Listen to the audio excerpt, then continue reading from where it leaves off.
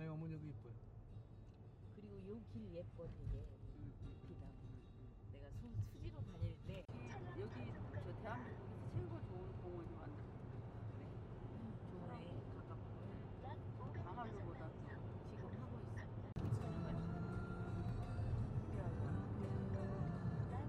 그냥 빛난지가 예쁘다.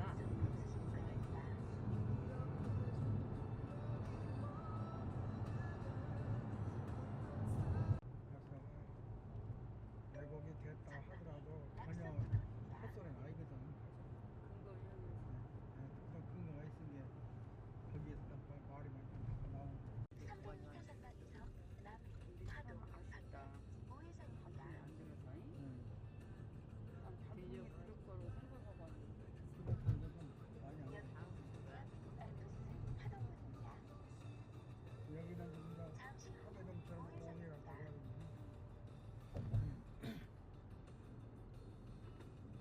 오늘 양이 많다. 아 그래? 조금 날이야. 조금인 날이야?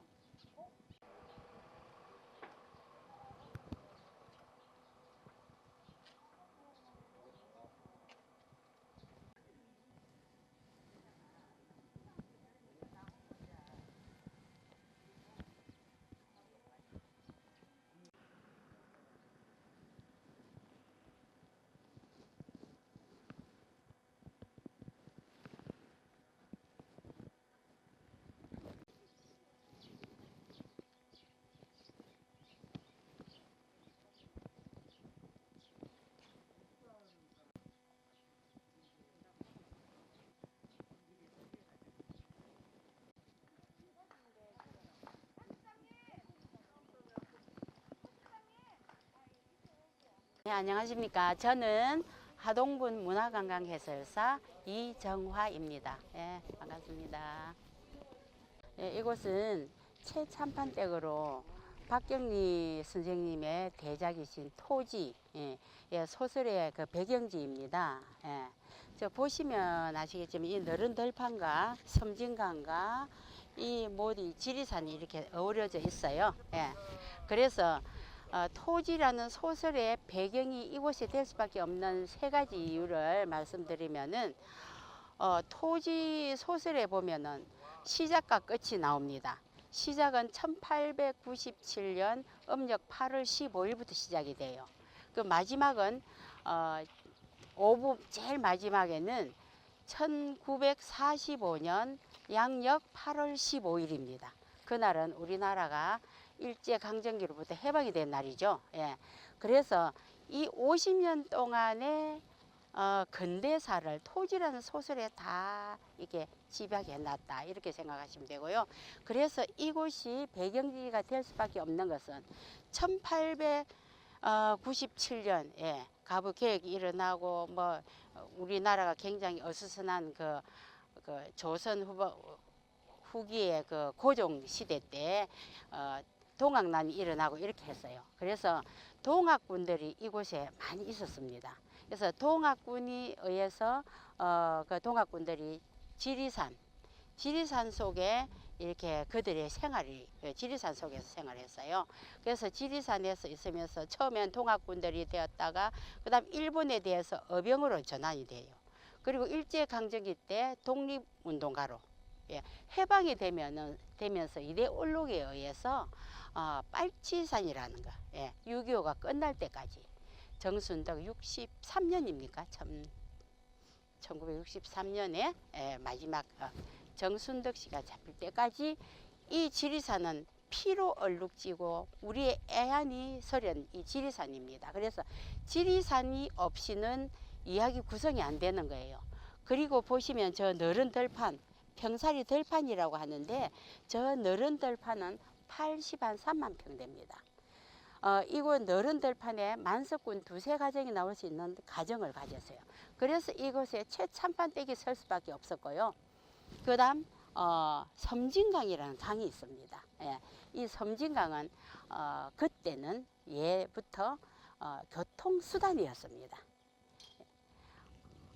그 시절 동학난이 일어나고 그 일제강점기 시대는 모든 수단의 교통수단이 나룻배를 타고 섬진강을 통해서 나갑니다.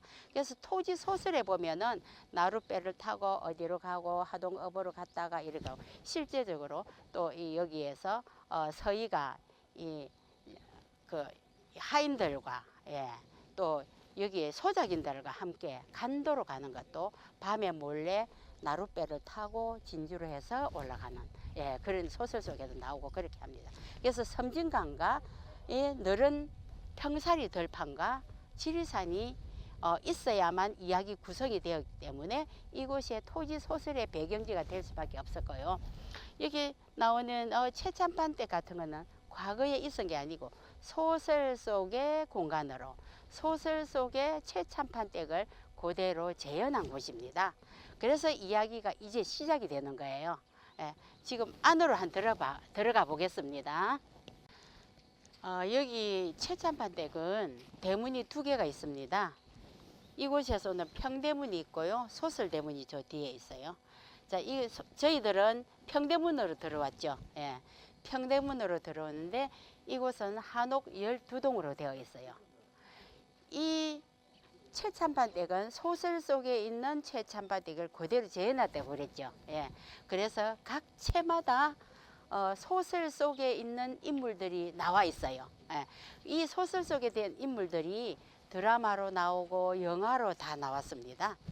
제일 마지막에 나왔던 그 드라마로 했던 SBS에서 했던 드라마의 주인공들이 각 채마다 있습니다.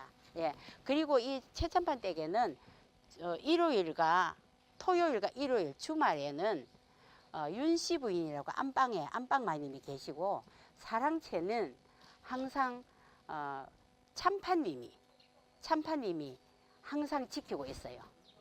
그렇게 해서 누구든지 와도 최참판댁의 안방마님과 그 사랑채의 또 대감마님이 지키고 있는 이곳에서 소설 속이지만은 현실과 같다고 생각하시면 되고요. 오시는 분들이 보면은 어떤 생각을 하면 그냥 옛날에 사람이 살던 집으로 온 것 같다. 그런 포근한 느낌을 드는 곳이 또 되기도 합니다. 자, 이곳에 보면은 평대문으로 들어오면 선생님의 연보가 쫙 나와 있습니다. 연보는 나중 저 문학관 가서 자세히 설명해 드리고요. 오늘 저희는 집에 대해서만 할 겁니다. 이곳은 문간채가 됩니다. 이쪽으로 오십시오. 이곳은 행랑채입니다. 저쪽에 평대문이 있고 행랑채에는 소설대문이 있어요. 소설대문으로 있으면 이 행랑채는 하인들이 머무는 곳이에요. 굉장히 행랑채가 길지요. 길고 그래서 하인들도 머물지만은 손님들이 오셨을 때 머물기도 하고 그런 채입니다. 그래서 이걸 줄행랑이라고도 하고 그렇게 해요. 이곳에서 하인들이 머물고, 이제 소설 속에는 이곳에 길상이도 있었고 김서방도 있고 다 있었어요. 자, 이 집에 제일 먼저 뭐가 시작이 되냐면은 이곳에 한 남성이 이 집에 머슴살이 한다고 들어옵니다. 들어오는데 그 인물이 누구냐면은 김환이라고도 하고 구천이라고 하는. 그런데 이 윤씨 부인이 바깥에서 낳은 아이예요.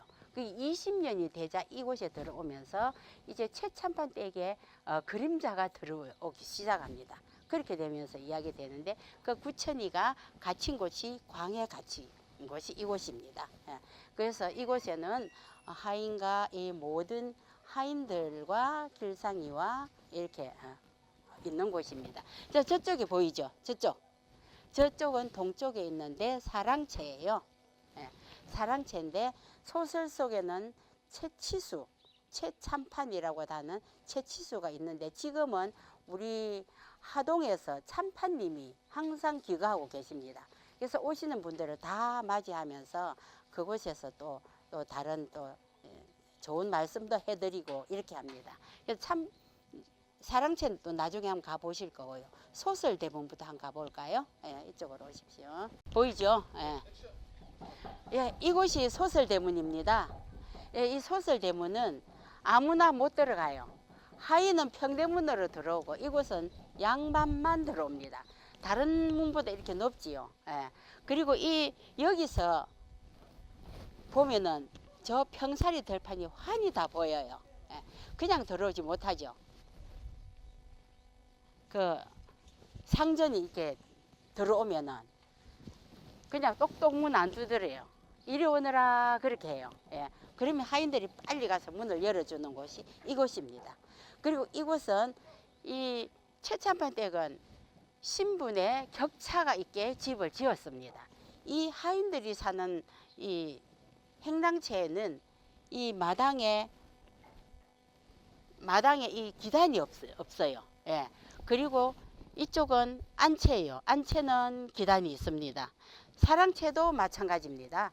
그래서 이곳은 모든 사람들이 다 이 머무는 곳이 되고 이곳에서 모든 소문도 나고 이렇게 하는 곳입니다. 그래서 이곳에서 많은 이야기가 일어나고 안방으로 사랑채로 이렇게 가는 곳이에요. 이제 안채로 들어가겠습니다. 예, 오늘은 저기서 이제 어린이들이 다래를 하고 있어요. 어린이 다래 저거 찍어 가세요. 예, 이곳은 중문채라고 합니다. 자, 저기 행랑채에서 중문으로 쑥 들어왔죠. 예, 쭉 들어왔는데 이곳은 중문채인데 중문채에서 마주보는 채가 안채예요. 이쪽이 안채예요. 그래서 이 마당은 앞마당이라고 합니다. 앞마당. 이 앞마당은 아무나 못 들어옵니다. 이곳은 여성들만이 들어올 수 있는 공간입니다. 여성들만이 들어올 수 있는 공간인데 여기에는 안채의 안방마님, 안주인이 있는 곳이에요. 안채에서 저 서쪽 방향으로 저기 안방이에요. 이쪽은 건넌방이 되겠죠. 예, 그렇게 되는데 안채에서도 세벌대 위에 상전이 사는 곳이라고 집을 지었습니다. 그리고 행랑채는 마당이 낮아요. 예, 이 안채는 마당이 높지요. 벌써 이것도 계급사회, 조선시대의 계급사회 이야기 역할을 하고요. 중문채를 쭉 한번 보십시오. 중문채는 전부 다 광으로 이루어져 있습니다. 예, 이 광은 바로 음식을 먹을 수 있게 쌀광, 뭐 김치광, 뭐 여러 가지 바로 음식을 먹을 수 있는 장작도 넣고 이런 이 광을 하는데 이곳에 광이 있는 것은 안방마님이 살림을 한눈에 관리할 수 있도록 굉장히 이렇게 그래서 중문채는 거의 다 광으로 있는데 광이 많으면 많을수록 만석군. 그래서 이 최참판 댁은 만석군이라고 해요. 소설 속 글이 나와요. 근데 만석군은 쌀 만석이 아니고 아주 부자 그죠? 예, 그런 식으로 만석군인데 광도 많습니다. 그리고 윤씨 부인이 소설 속에 윤씨 부인이 안방에 있는데 이 지금 주말 되면은 우리 하동군에 명예 윤씨 부인이 있어요. 지금도 오늘도 와 있습니다. 오늘 토요일이 되다 보니까 와 있어요. 그리고 마루에는 지금 우리 하동에 차의 고장이잖아요. 하동에. 그리고 2022년도에 녹차 엑스포를 합니다. 그래서 우리 어린이들이 어린이 다래를 지금 하고 있어요. 저것도 시연해서 보시는 분들이 많이 좋아하시고 우리 하동의 차를 홍보하는 역할을 하고 있습니다. 예. 이곳에는 윤씨 부인이 있었지만은 이 윤씨 부인이 호열자로 죽습니다. 예. 죽고 서희가 나오죠. 소설 속에. 서희는 별당채에 가면 있어요. 자, 별당채에 별당아씨와 있는 별당채로 가볼까요? 토지라는 소설의 그 관계, 가족 관계를 먼저 말씀을 드릴게요. 예, 이 토지 이 소설의 최참판 댁에는 12동의 한옥이 있는데 각 채마다 소설 속에 있는 주인공들이 거처하는 곳이 다 틀립니다. 예, 아까 행랑채에는 길상이와 하인들, 김서방이나 이렇게 하인들이 기거를 했다고 그랬죠. 안채에는 윤씨 부인, 이 집에 최참판 댁의 가장 어른입니다. 그래서 윤씨 부인이 안채에 기거를 하고, 자, 이곳은 별당채예요. 예, 별당채에는 별당아씨와 어린 서희가 기거를 했습니다. 그럼 별당아씨는 누구냐? 윤씨 부인의 며느리 됩니다. 사랑채는 누가 있냐? 최치수라고는 예, 대감마님이 있었는데 그 최치수는 별당 아씨와 부부 관계예요. 부부예요. 별당 아씨와 최치수 사이에 누가 났냐면은 예, 서희가 났습니다. 그래서 어린 서희와 별당 아씨는 이곳에 기거를 해서 서희 어머니를 별당 아씨라고 그렇게 소설 속에 나와요. 근데 이곳에 보면은 전부 지금 애기들이 가지고 있는 장을 어른들이 있는 장이 아닙니다. 그렇죠? 지금 있는 게 이곳에 별당 아씨가 기거를 했는데 1897년에 시작이 되면서 구천이가 예, 하인이 되겠다고 왔다고 아까 조금 전에 그랬지요. 이곳이 윤씨 부인이 바깥에서 난 아이예요. 이 집이 어떻게 되냐면은 제가 지금 소설 속으로 들어가는 겁니다. 이곳에는 그 참판이라고 하는 거는 윤씨 부인의 4대조가 참판을 지냈습니다. 그래서 참판 댁으로 쭉 내려오는 거예요. 그렇게 하는데 이 집에는 그 참판을 지내면서 그 안방 마님이 굉장히 좀 지독하게 이게 돈을 모은 그게 있습니다. 그래가지고 만석 부자가 되었다 합니다. 그 이후에 뭐가 있냐면은 계속 손이 귀한 집안으로 됩니다. 아들을 놓고 빨리 젊을 때 아들들이 전부 다 대대로 이게 손귀한 집안이 돼요. 그렇게 해서 윤씨 부인까지 옵니다. 근데 윤씨 부인이 젊었을 때 남편과 이렇게 있는데 남편이 갑자기 죽습니다. 예, 죽는 거는 또 이제 뭐 이렇게 안 좋은 노루고기를 먹고 이제 이런 이야기 있는데 갑자기 젊을 때 죽자 윤씨 부인이 이 남편과 이 참판댁을 위해서 구례에 불공을 드리러 가요. 불공을 드리러 가는데 어느 한 남자에 의해서 겁탈을 당합니다. 그래서 그곳에서 이제 아이를 낳아요. 그 남편도 없고 시어머니는 있지만 남편도 없는데 임신을 하면은 이 큰일이죠, 사대부가. 그러니까 아무도 몰래 아프다는 핑계로 해서 10달 동안 거기 있다가 그래서 아이를 놓고 옵니다. 아들을 낳아요. 그 아들을 놓고 20년 후가 되어서 소설이 시작되는 거예요. 20년 후가 되어서 아이 아버지가 누구냐면은 구례의 영곡사의 우간스님의 동생이었어요. 예, 김계주로 나옵니다. 예, 김계주인데 김계주는 동학난의 수장이 됩니다. 그래서 아이는 김환이라고 합니다. 이 아이가 절에서 크면서 아버지의 영향을 받아서 이제 일제 강점기가 되기 전에 이게 이제 동학군으로 행세해요. 그러면서 김계주가 일본의 그 사람이 잡으려고 해서 얼마 안 있어서 잡히겠다 싶어서 이 집에 아들이 있다는 이야기를 하러 이 동학군을 끌고 옵니다. 와서 윤씨 부인을 만나요. 밤에 깊게 만납니다. 그리고 나서 구천이가 이 집을 들어와요. 윤씨 부인이 보자, 이거는 내가 바깥에서 난 아들이나 직감을 해요. 그래서 이곳에 하인으로 있게 합니다. 이 구천이가 이 김환이 길상이한테 글도 가르쳐 줍니다. 그렇게 하면서 이제 이야기 시작이 되는데 이곳에 별당아씨가 있었어요. 구천이와 별당아씨가 좋아합니다. 남편이 사랑채 있잖아요. 근데 벌써 연은 끊어진 상태예요. 그걸 시어머니가 윤씨 부인이 알고 있어요. 그래서 둘이 좋아한다는 관계를 알고 있습니다. 그래서 구천이를 광으로 가둡니다. 가두고 이 아들 최치수가 하동으로 간 사이에 하동을 누구 만나러 간 사이에 그 밤에 일을 시작하는 거예요. 어린 서희를 아버지 사랑채로 보냅니다. 어린 서희를. 그리고 이 둘을 지리산으로 보내요. 김한과. 그렇게 해서 서희가 아침에 어린 서희, 그때 서희는 5, 6살입니다. 일어나서 보니까 엄마가 없지요. 엄마 찾아내라고 떼잡으로 막 칩니다. 예. 그렇게 할 때 엄마가 있습니까? 굉장히 이 서희의 기질이 윤씨 부인 할머니의 기질을 많이 닮았다고 그래요. 굉장히 대도차고 이렇게 했는데 그렇게 하면서 이제 이 집이 이제 어둠이 이제 들이오기 시작하죠. 예. 그러면서 윤씨 부인과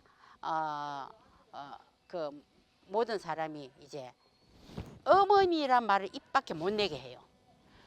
엄마 찾아내라고 막 떼를 쓰면서 울 때 여기 지금 버드나무인데 이번에 베어버렸습니다. 이 버드나무 너무 밑으로 너무 많이 자라가지고 축 늘어나서 이번에 버드나무를 베었어요. 근데 버드나무 가지를 꺾습니다. 꺾어서 회초리로 그걸 때립니다. 어머니 소리를 못하게. 어린 서희가 그 이후에는 어머니란 말을 입 밖에 절대 안 나오는데 그 어린 서희가 결혼을 해서 아이를 낳을 때 낳았어도 어머니란 말을 가슴에 묻어두는 곳이 이곳입니다. 그리고 이 연못에서 결심을 하고 다시 이 최참반대에 찾겠다고 한 결심을 한 곳도 이곳이고, 그래서 이 별당체에는요 별당 아씨와 어린 서희가 있었던 자리고, 서희가 다시 이 집을 다시 찾고 나서 이곳에 거닐면서 오부의 맨 마지막 1945년 8월 10일 해방이 될 때 이곳에서 대단원에 막을 내리는 곳입니다. 그래서 서희가 그때는 이곳에 아들 둘을 낳고 이 집을 다시 찾습니다. 찾고 이곳에 보십시오. 이게 해당화입니다. 해당화인데 이 해당화를 맨 마지막에 해방이 될 때 그걸 이야기를 제가 여기서 하고 가겠습니다. 그럼 다시 올 수가 없으니까. 이 집을 다 이제 어린 서희가 찾고 조중구로부터 이 집을 다시 찾습니다. 잃어버렸던 조중구. 그리고 이제 쭉 이렇게 걷는데 어린 서희의 그 수양 딸이 있어요. 양현이라고. 양현이가 서희를 위해서 고기를 얻으러 섬진강으로 가요. 섬진강에 가면서 12시에 라디오로 들려오는 해방 소식을 듣습니다. 우리나라가 해방됐다는 소식을 듣고 다 집어 던지고 바로 이쪽으로 옵니다. 그때 서희는 이 연못가를 거닐고 있었어요. 그러자 서희가 와서 어머니 우리나라가 해방을 되었답니다 이렇게 하니까 서희가 그 소리 듣고 정말이냐 이렇게 할 때 이 해당화 쪽으로 이렇게 갔어요. 이렇게 가서 정말이냐 하면서 그냥 자기도 모르게 해당화 가지를 휘어잡습니다. 털썩 주저앉아요. 주저앉아. 그러자 서희의 그 몸을 창 감아 있던 쇠사슬이 다 풀리는 느낌이었다. 이렇게 묘사를 하고 있어요. 그리고 나서 푸른 하늘을 쳐다볼 때 푸른 하늘에는 실구름이 흐르고 있었다로 토지의 대단에 막을 내리는 곳이 이곳이에요. 그래서 이 해당화를 이걸 저는 오시는 분들한테 다 이게 한번 휘어잡아 봐라 그러거든요. 못 잡아요. 가시가 너무 많아요.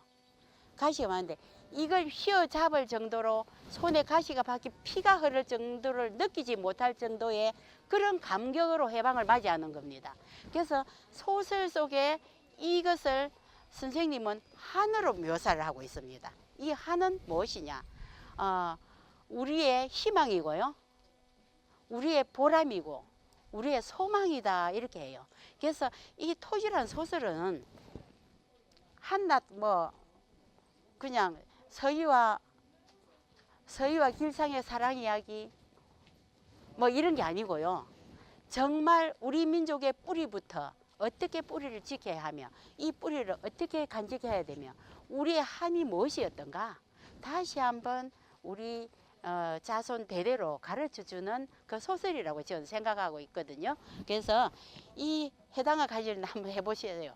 힘들어요. 못 잡습니다. 예, 그 정도로 한이 풀리는 곳이 이곳이어서 이 별당체 같은 경우에는 그 정도로 이렇게 시작과 끝이 이곳에 있는 곳이다.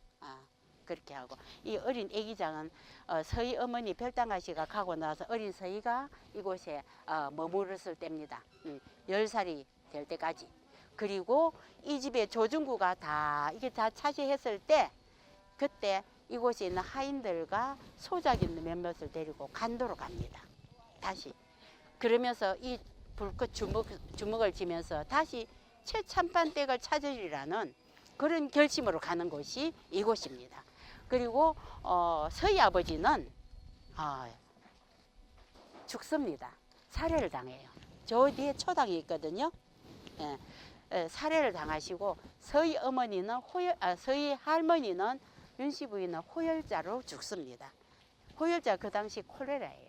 그래서 많은 사람이 죽고 실제적으로 1902년 무렵에 굉장히 많이 이렇게 했다고 그렇게 합니다. 그래서 거의 많은 사람이 죽고 어린 서희만 남았을 때 조중구가 이 집을 다 차지합니다.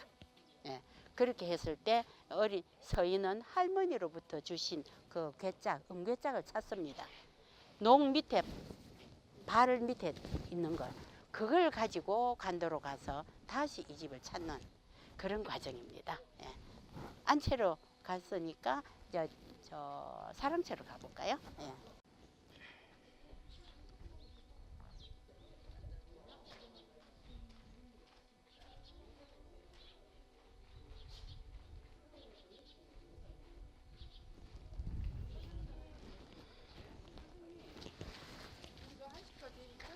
가려면 좀 빨리 해야겠나? 그러니까요. 그 이제 이쪽으로 이제 사랑채만 하면 이제 끝나요. 근데 이걸 하려면 1시간 더 넘게 걸려요. 그게 간단한. 근데 간단하게 하려니까 여기는 안채고 사랑채고 뒤채예요. 뒤채는 보통 손님들이 기거하고 이렇게 하는데 소설 속에는 조중구와 황씨, 홍씨 부인이 이곳에 있었어요. 이제 이곳에 제일 처음에 이곳에 들어옵니다. 윤씨 부인의 시어머니의 친정집이에요. 이렇게 조카뻘 된다고 이렇게 하는데 원체 손이 귀하다 보니까 이 집이 이제 차지하게 됩니다. 이 집에 아무것도 없는 줄 알고 자손이 없는 줄 알고 그렇게 해서 이곳에 와서 이곳에 딱 있습니다. 이곳에 있을 때는 이곳에 있으면서 야금야금 이제 간섭을 하기 시작해요.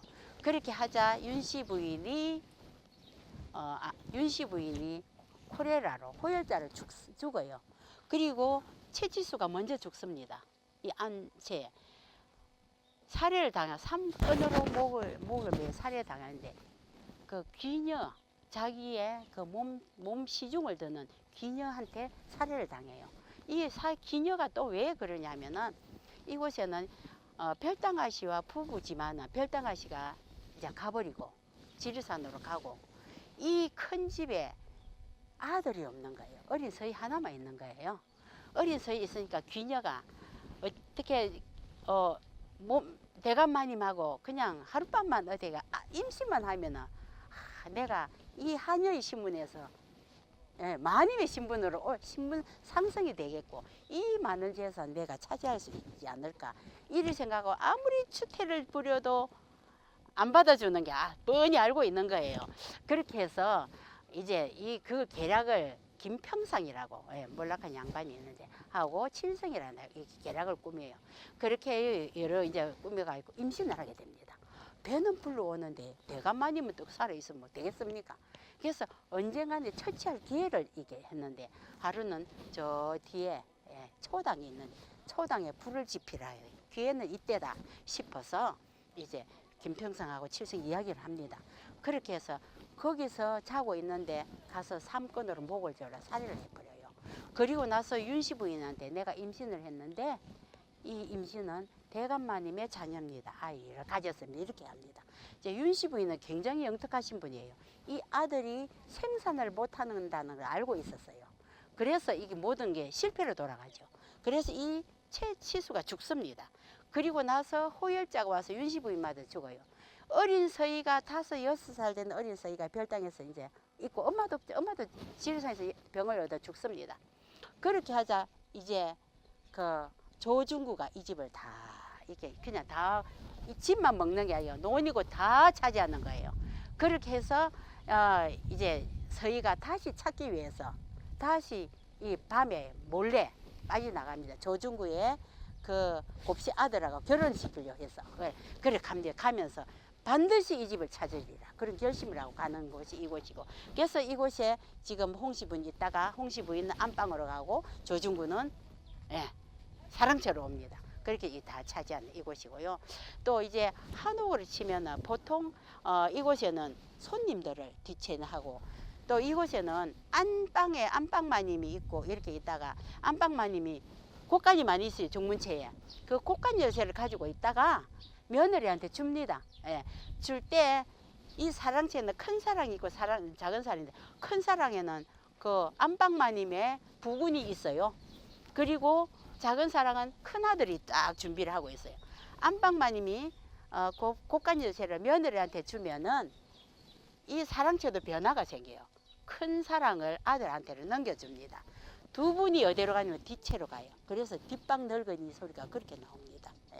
다른 채하고 비슷하게 다르게 한 게 뒷채는 뭐가 있습니까? 정지관이 따로 있습니다.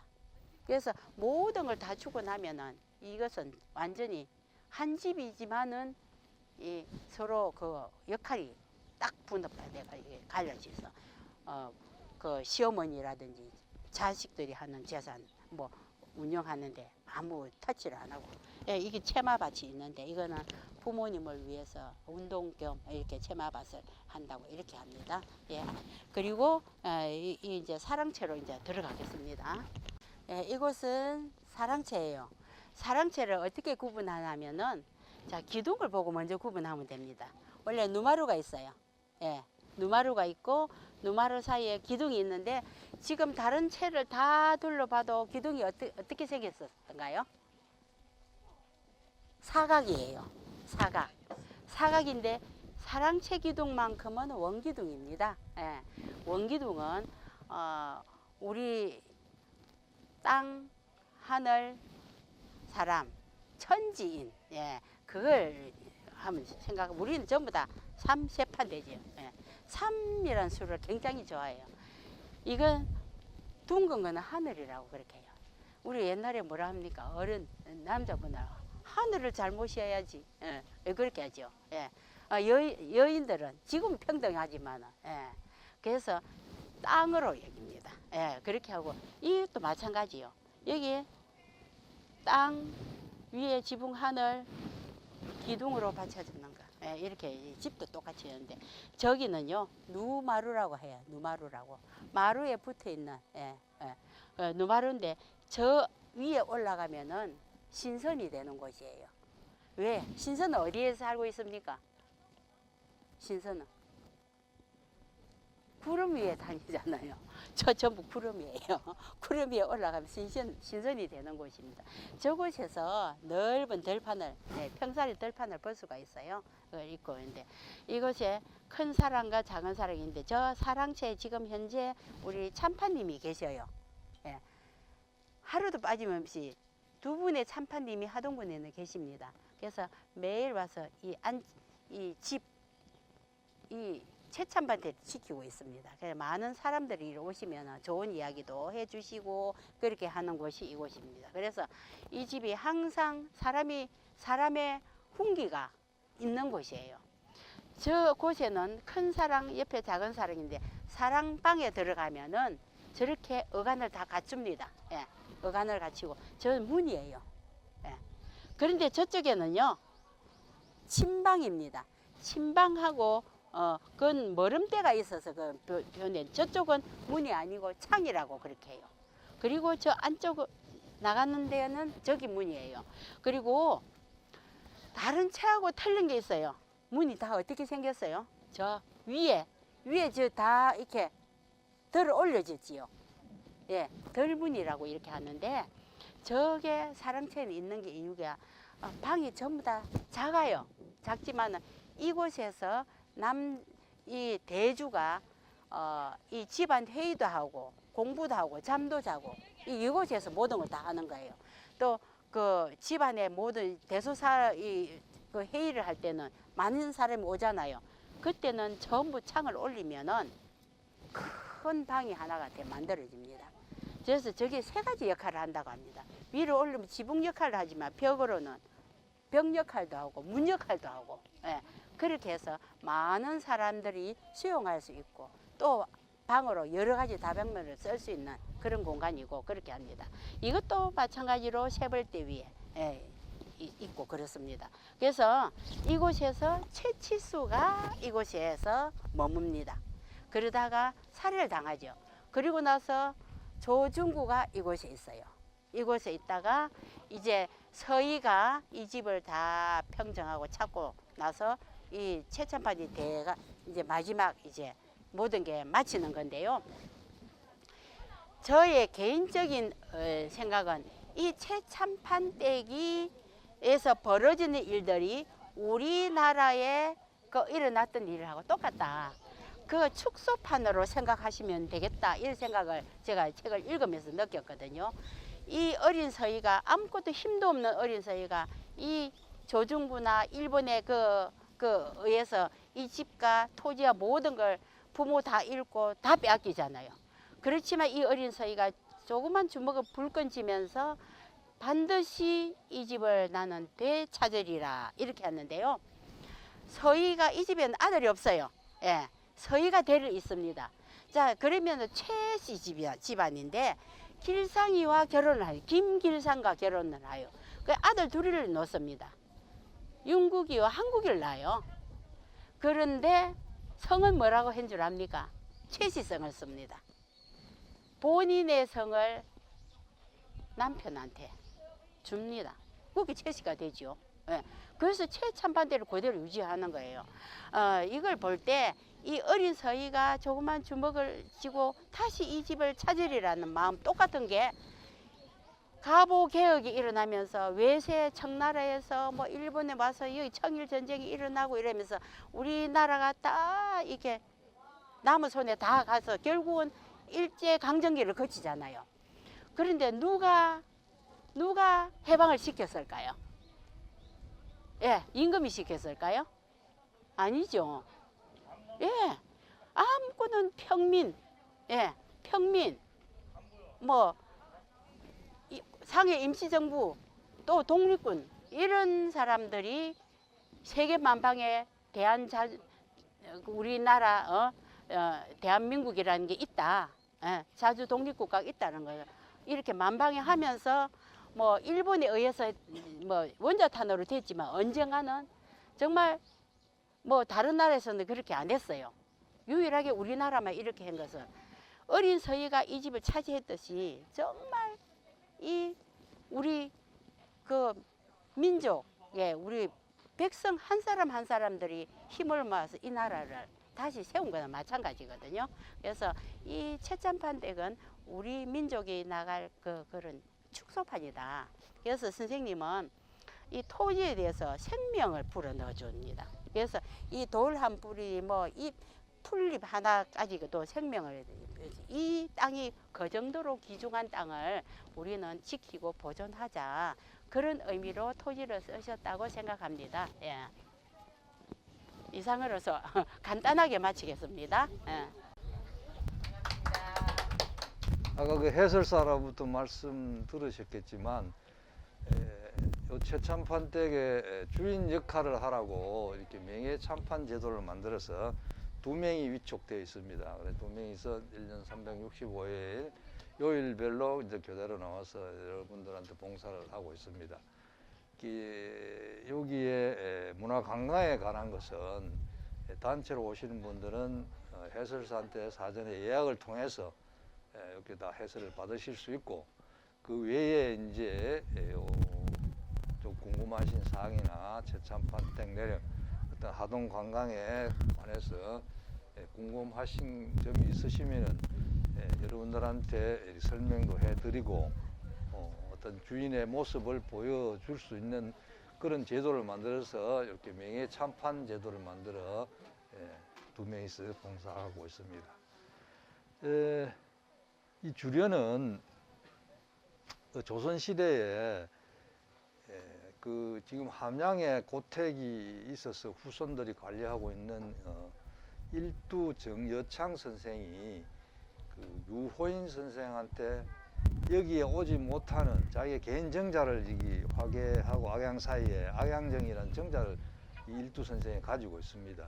그 정자에 와서 자기 그 정치하면서 이렇게 막 머리 아픈 이런 걸 좀 식히고자 해서 그런 답답한 심정을 자기 아주 친한 유호인 선생한테 이 시의 작시자입니다. 주련시의 유호인 선생께 편지를 보냈더니 그 시를 보고 유호인 선생께서 이 시를 지었습니다. 그분이 이제 정일두 선생이 제일 첫 줄에 일국기심천진두라, 여기에 돌아오고 싶은 마음이, 와서 좀 쉬었다 가고 싶은 마음이 하늘 끝까지 다 있는데, 그럼 이곳이 어느 곳이냐? 악양무처 불청유라.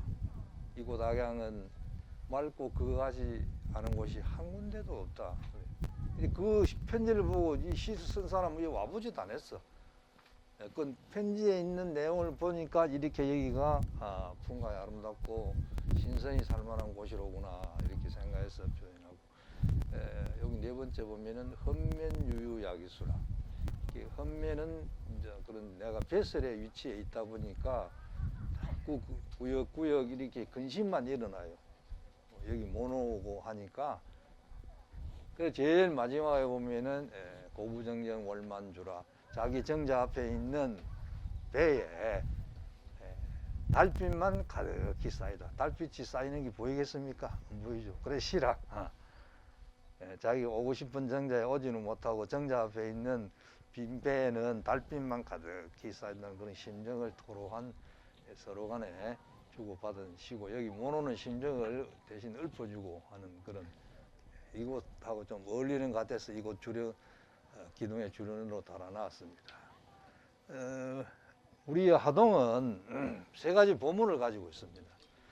그래서 일러서 삼포지향, 삼포, 세 가지를 안고 있다 해서 삼포지향이라 그렇게 합니다. 그 세 가지가 뭐냐면은, 그것을 우리 하동군에서는 그걸 세 가지 보물이라고 지칭을 합니다. 뭐 특별한 게 아니고 바로 민족의 영산이라 일컬어지는 우리 지리산, 국립공원 1호로 지정돼 있죠. 그리고 이순신 장군의 마지막 해전이었던 노량해전, 남해와 하동 사이에는 노량바다, 한려해상국립공원, 거기도 국립공원입니다. 그리고 이거 아직도 7 청정수를 유지하고 있는 이곳 섬진강.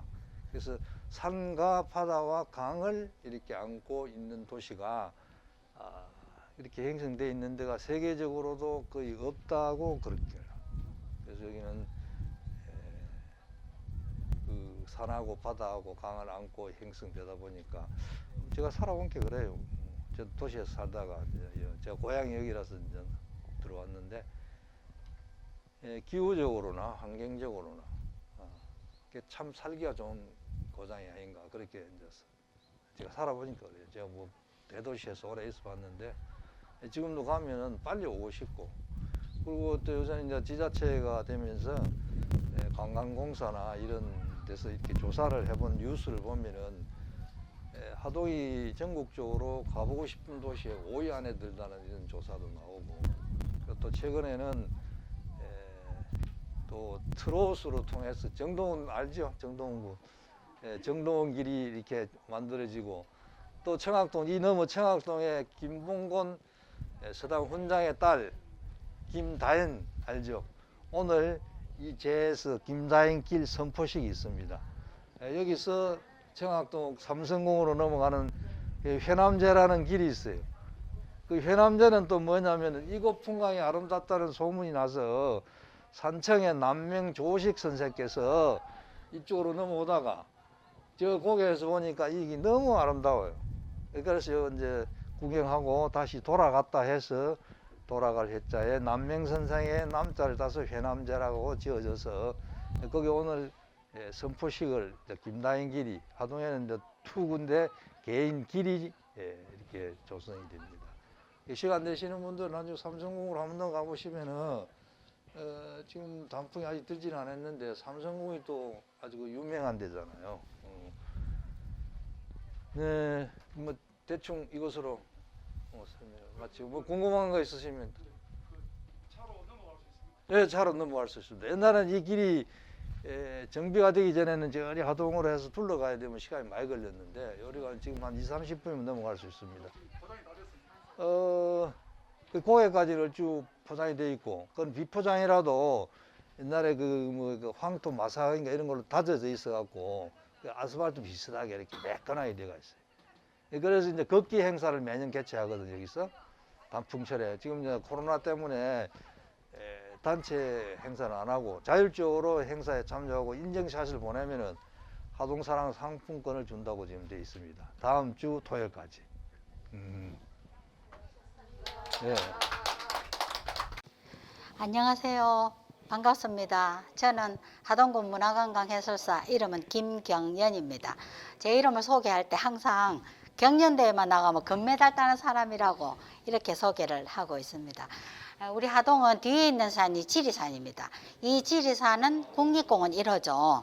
그리고 오시면서 보신 섬진강, 저 섬진강은 도의 경계를 현재 이루고 있습니다. 강 건너는 전라남도 광양시 다음 면인데 우리나라에서 길이가 제일 긴 면이기도 합니다. 그래서 광양은 또 제철이 있어가지고 많이 알고 계시죠. 그래서 저 섬진강이 흘러내려가면 남해바다로 갑니다. 남해바다는 한려해상국립공원이죠.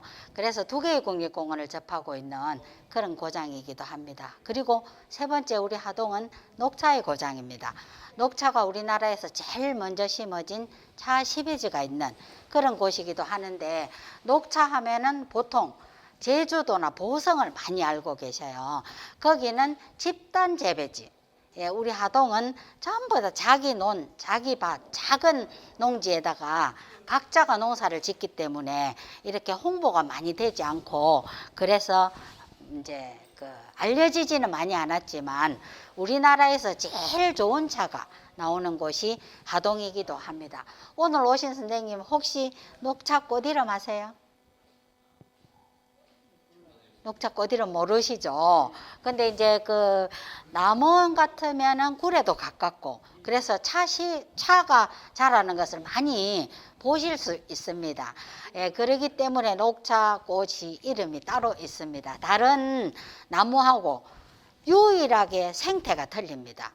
어떻게 틀리냐? 지금 보면은 녹차 꽃이 피었습니다. 지금 이 시기에 10월 달부터 11월 말 12월 초까지 피는 게 녹차꽃인데 찔레꽃처럼 생겼는데 찔레꽃은 6이파리, 녹차꽃은 5이파리입니다. 그런데 그 열매가 내년 이맘때 달려요.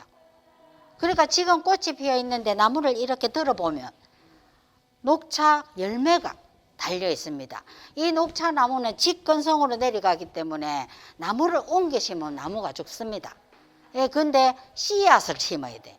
지금 딴 걸 바로 땅에다가 심으면 내년 6월 달에 싹이 납니다. 예, 그렇게 해서 이제 녹차는 심는데 이 녹차 나무가 이제 다른 이렇게 벌레 같은 것들을 막아준다고 해요. 그래서 이 따뜻한 지방에서는 녹차 나무를 정원수로 많이 쓰기도 합니다. 그래서 그 생태를 인용해 가지고 녹차꽃 이름이 정해졌어요. 한문으로 열매가 뭐입니까? 실이죠. 꽃이 뭐입니까? 화. 이산가족이 뭐 합니까? 상봉. 나무는 수입니다. 한번 이어보세요. 실화상봉수. 예, 여러분들이 가지고 계시는 스마트폰에 들어가서 인터넷 들어가면 녹차꽃 치면 바로 실화상봉수가 뜹니다. 예, 그래서 나무 꽃 이름이 좀 길다는 생각이 들기도 하지만 제가 항상 이렇게 말씀드리면서 녹차꽃 이름이 너무 예쁘다 이런 생각을 하고 있습니다. 제가 하루에 많을 때는 한 300명에서 넘게 400명까지 관광객을 만나는데 녹차꽃 이름 아시는 분 한 분도 없어요. 아셨죠 여러분들은? 꽃 이름이 뭐입니까? 실화상봉수. 예, 이렇게 해서 녹차는 얼마나 몸에 좋냐 하면은 여름에 보리차를 끓여서 두면 이틀이 지나면 쉬어서 먹지를 못해요. 근데 녹차 잎을 넣고 물을 끓이면 일주일이 지나도 쉬지 않습니다. 그만큼 녹차가 몸에 좋은데 대안인 카테킨이라는 우리 몸에 정말 좋은 성분이 약간 뜰고 쓴맛을 냅니다. 그래서 맛이 없기 때문에 많은 분들이 커피를 즐겨 마시는데 이제 커피도 쓰지만 그걸 또 지금 입에 그냥 전부 다 그냥 맞춤식으로 커피 안 마시면 안 되는 사람들이 대부분. 근데 녹차가 그만큼 좋으니까 많이 마시면 정말 좋습니다. 예, 많이 마시고 이렇게 또 여행도 자주 하시고 아마 여러분들도 해설사 저처럼 하시는 교육을 받으시는 것 같습니다. 그래서 이제 이렇게 녹차를 많이 드시고 건강해야 무슨 일이든지 할 수 있으니까 그렇게 하시고 오늘 오신 여기 최참판댁은 아까 밑에 해설사 선생님께 들으셨지만 여기는 동학농민전쟁에서부터 해방까지를 소설을 쓴 박경리 선생님의 가상공간입니다. 여기는 정말 최참판이 살았던 곳이 아니고 그 소설을 그대로 재현해 놓은 곳이라고 생각하시면 됩니다. 원래 여기는 99칸으로 구성이 되어 있는데 원래 한옥은 이 헛집은 기둥 하나를 한 칸으로 치고 접집은 기둥 하나를 두 칸으로 칩니다. 그래서 우리나라에 현재 존재하고 있는 전주도 한옥이 많죠. 한옥은 아무리 큰 데라도 100칸을 넘지 않습니다. 임금님이 돈 많은 사람들이 집을 궁궐보다 더 좋게 짓고 살까봐 100칸을 넘지 않도록 규제를 했습니다. 예, 그래서 우리나라에 현재 존재하는 고관은 전부 다 99칸, 안 그러면 90칸 이렇게 짓습니다. 그래도 우리도 여기를 99칸으로 지었고 참판이라는 벼슬은 지금으로 보면 차관에 속합니다. 예, 그래서 이제 지금은 차관, 장관도 많고 차관도 많습니다. 그래서 별로 안 높은데 조선시대 때에는 이 참판이라는 벼슬은 당상관, 영의정, 우의정, 자의정에 오를 수 있는 바로 밑에 계급. 그러니까 엄청 높은 벼슬이죠. 그래서 서희의 정조 할아버지가 이 소설의 주인공이 서희와 길상입니다. 그래서 정조 할아버지가 참판을 지내신 분이라서 이 집을 최참판댁이라고 이렇게 부르고 있습니다. 그래서 이제 이 최참판댁은 동학농민전쟁에서부터 해방까지를 그린 작품입니다. 근데 이 최참판댁에는 소설의 내용은 지금까지 이 소설이 노벨문학상에 올랐었어요. 후보로. 상을 못 받았어요. 그 이유는 나중에 제가 이걸 보고 말씀을 드릴 건데 사투리가 우리 하동은 주방을 정지라고 합니다. 예. 그리고 이 벽을 베름박 이렇게 표현을 해요. 근데 이 사투리가 이 소설에 많이 들어있어요. 근데 그 사투리를 영어로 표현하기도 어렵고 외국 사람들이 이해를 못해요. 이거를 베름박 이런 거 서울 사람도 모르거든요. 그래서 노벨문학상을 못 받았지만 이 소설이 정말 우리나라에서는 대서사시라고 할 만큼 큰 소설이었는데 이 소설의 내용은 윤씨 마님이 동학농민전쟁이 일어난 줄도 모르고 그 지리산에 있는 기도처로 가서 기도를 하고 돌아오다가 동학농민전쟁의 그런 제일 우두머리인 김계주라는 사람한테 겁탈을 당합니다. 그리고 집에 와가지고 한 달이 지나도 항상 있어야 될 게 없는 거예요. 그럼 임신했죠. 그래서 이 참판이라는 벼슬을 지낸 집의 며느리가 남편도 없고 5살짜리 아들하고 살고 있는데 남편은 죽고 임신을 하면 집안이 망합니다. 지금 여기 최참판댁이 만석지기로 표현을 했는데 만석지기는 지금으로 보면 대기업에 속합니다. 이런 부잣집에 큰 그런 마님이 남편 없는데 임신하면 집안이 망하겠죠. 그래서 제일 나이 많은 종들이 많지만 마음이 가는 할머니 종하고 비밀스럽게 언혼을 해가지고 6개월이 되면 배가 불러옵니다. 그때 지리산에 있는 길상사라는 절에 들어가서 아이를 낳았는데 그 아이가 아들이었습니다. 근데 지금까지 드라마가 3번 방송됐어요. 제일 마지막에 SBS에서 김현주가 주연을 맡았던 근데 첫 장면은 3군데 다 들어가면 입구가 2군데 있습니다. 아까 저 밑에 들으셨죠?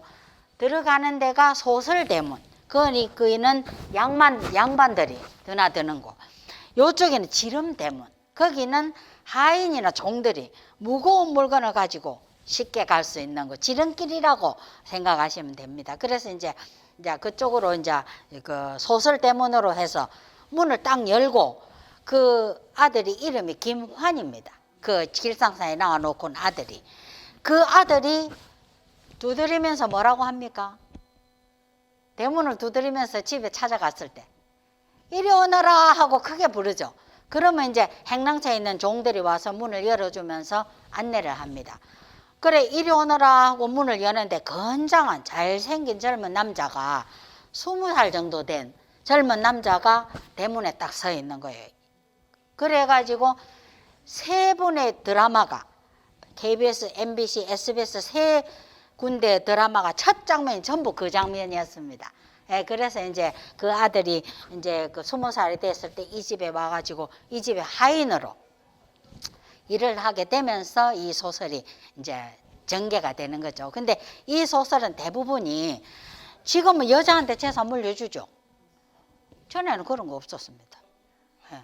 얼마나 그때는 여자들은 음식만 하고 제사상 옆에 가지도 못했어요. 그런데 그때 그 시절에도 여성들이 대우를 많이 받았습니다. 왜냐하면 재산을 이어받는 사람은 남자지만 그 집안에서 일어나는 일들은 전부 다 마님이 밥도 뭐도 마님이 성락 없으면 못 먹었으니까 그 간단한 예로 김수로 왕의 아들 10명이거든요. 그 중에서 이제 큰아들은 아버지 뒤를 이어서 왕이 되었고 김수로 왕이 누구하고 결혼했습니까? 인도에서 건너온 허왕옥 공주하고 결혼했죠. 그때부터 다문화 가정이 시작된 거죠. 근데 이 부인을 너무 존경을 했기 때문에 두 번째, 세 번째 아들한테는 부인의 성씨인 김의 허씨를 줬어요. 옛날에는 그 동성동본이 결혼 못 했거든요. 제가 생각할 때 한 50년 전만 해도 안 됐습니다. 결혼 못 했어요. 혼인신고를. 그랬는데 이제 그 친족끼리의 결혼을 막는 거에 때문에 결혼을 못 했는데 어쨌든 그만큼 자기 부인을 존중했다는 거죠. 근데 우리가 이제 유교 사상이 들어오면서 여성들이 대우 못 받았습니다. 저도 예전에 공무원 했는데 사표 내고 결혼만 하면 살림살로 들어가 버렸어요. 지금은 안 그러죠. 능력만 있으면 가장 뭐 다 할 수 있습니다. 근데 이제 그때는 그런 대우를 받았기 때문에 이 집에는 서희라는 손녀만 있었기 때문에 재산을 이어받을 사람이 없는 거예요. 근데 빨리 아버지가 돌아가셨기 때문에 어떻게 양자도 못 드리고 작은 집에서 양자를 얻어와서 등기를 하고 재산을 줘야 되는데 그렇게 못하고 돌아가셨기 때문에 만석지기 같은 아까도 말씀드렸지만 대기업에 속하거든요. 이 재산을 빼앗으려는 음모가 이 소설에 많이 들어 있습니다. 근데 이제 지금으로 보면 이 소설 토지의 많은 재산을 최참반댁의 많은 재산을 독립군자금으로 남자 주인공이 길상이 종입니다. 여자 주인공은 서이거든요. 이 길상이가 독립운동을 하면서 군자금으로 쓴 거예요. 그래서 지금 이 소설이 더 각광을 받고 있는 것이라고 저는 생각하고 있습니다. 그래서 이제 오늘 여기 보면은 박경려 선생님의 유품 또 쓰신 글 습작했던 것들이 다 있습니다. 근데 지금 문학관이 3군데 있습니다. 이분이 통영에서 태어났기 때문에 통영에 박경리 문학관 있습니다. 근데 이분이 결혼한 지 얼마 안 돼서 강원도 남편이 돌아가셨어요. 그래서 돌아가시고 난 다음에 그때만 해도 진주여고 나오면은 지금의 사범대학 그러니까 학교 선생님을 좀 했죠. 그래서 자기가 머리에 이제 들고 공부를 많이 했기 때문에 나는 그때만 해도 남편이 돌아가시면 남의 집에 재치로 가든지 안 그러면 종으로 가야 아이들을 데리고 먹고 살 수가 있었습니다. 근데 이분은 나는 그런 식으로 살 수 없다 해서 강원도 원주로 가서 원주에서 글을 쓰기 시작했어요. 그래 여기 보면 저쪽에 읽고 팔기도 하는데 흑흑백백 김약구의 딸들 그 다음에 시집 같은 걸 많이 내면서 그걸 습작으로 해서 토지를 쓰기 시작했는데 이 토지가 25년 동안 썼다는 거죠. 그러니까 보통 주제를 정해갖고 소설을 쓰면은 아무리 길어도 5년 이내에 마친다고 합니다. 근데 이분은 자기의 평생을 이 소설에다 바쳤다고 보시는 거죠. 그래서 이렇게 이제 여러 가지를 박경리 선생님이 이루었습니다. 이 소설을 통해서 또 신분의 어떤 격차, 종하고 주인 딸하고 결혼 못 하거든요. 근데 여기서는 나중에 결혼을 하게 됩니다. 그리고 이제 독립군 자금으로 써서 나중에 독립을 하고 난 다음에도 이제 이 집에 다시 이제 평정이 왔다는 그런 것들, 해피엔딩으로 끝나는 이런 것들이 있고, 여기서 보면 저쪽에 보면은 이 박경리 선생님이 쓴 소설의 그런 어떤 그 중요 인물들을 그림으로 그려놨고 초상화도 있고 그렇습니다. 그래서 이제 이렇게 천천히 한번 둘러보시면서 최참판댁에서 또 이제 해설을 들으셨으니까 최참판댁에 대해서는 제가 그것까지 하면서 다니면서 이야기하면 정말 재밌는 얘기가 많습니다. 이제 앞으로 해설 일을 하시면서 거기에 어떤 이야기를 넣어가지고 해야 될 것인가 그런 것들을 잘 하셔가지고 이 해설은 똑같이 할 수 없습니다. 저 밑에 선생님 틀리고 제가 또 저 밑에 가서 할 때 또 틀립니다. 그렇게 좀 오시는 분들이 나이 초등학생도 있고 중학생도 있고 하니까 나이대에 맞추어서 자기한테 맞추어서 머릿속에는 10개가 있지만 7개도 표현을 못하는 게 이 해설일입니다. 그래서 이런 것들을 잘 해가지고 어쨌든 책도 많이 읽고 공부도 많이 하고 인터넷도 많이 하고 하면서 저희들은 이것도 하면서 유튜브도 하고 이런 교육을 우리 해설사 회에서 경남 해설사 회에서 선생님들한테 다 교육을 시킵니다. 저는 현재 경상남도 문화관광 해설사 협회 회장을 맡고 있고 지난 4년간 하고 2년 쉬다가 또 이번에 다시 맡게 돼가지고 일을 하고 있기 때문에 해설사 선생님들이 얼마나 중요한 일을 하는가를 제가 너무나 잘 알고 있습니다. 그래서 앞으로 해설 일을 하시면서 안 좋은 일도 많습니다. 우리가 모르는 거 자기는 인터넷 찾아가지고 와가지고 골탕 먹이는 사람들도 있고 막 그렇습니다. 그렇지만 그런 것들을 다 극복하고 자기 나름대로의 시나리오를 만들어서 저 같은 경우는 아까 지리산 또 섬진강 또 이제 저 밑에서 해설 들으셨기 때문에 섬진강 이야기는 안 했는데 원래 이름 거기서 나는 특산물 이런 것들 이렇게 하고 녹차 이야기 그리고 이 이제 오늘 오신 여기에 대한 그런 어떤 궁금증 이런 걸 풀어주는 걸로 저는 해설을 하거든요. 근데 선생님마다 다 틀려요.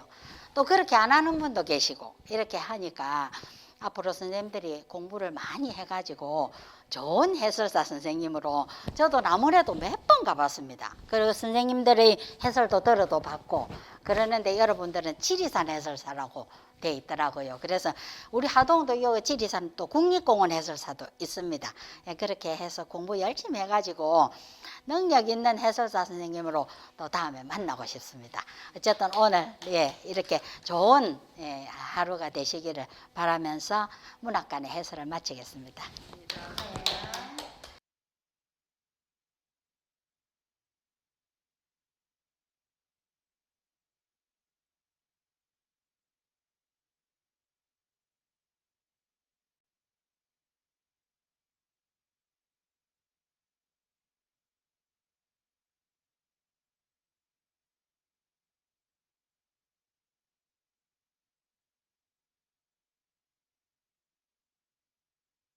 여러분의 소중한 시간을 함께할 하동군 문화관광 해설사 오세희입니다.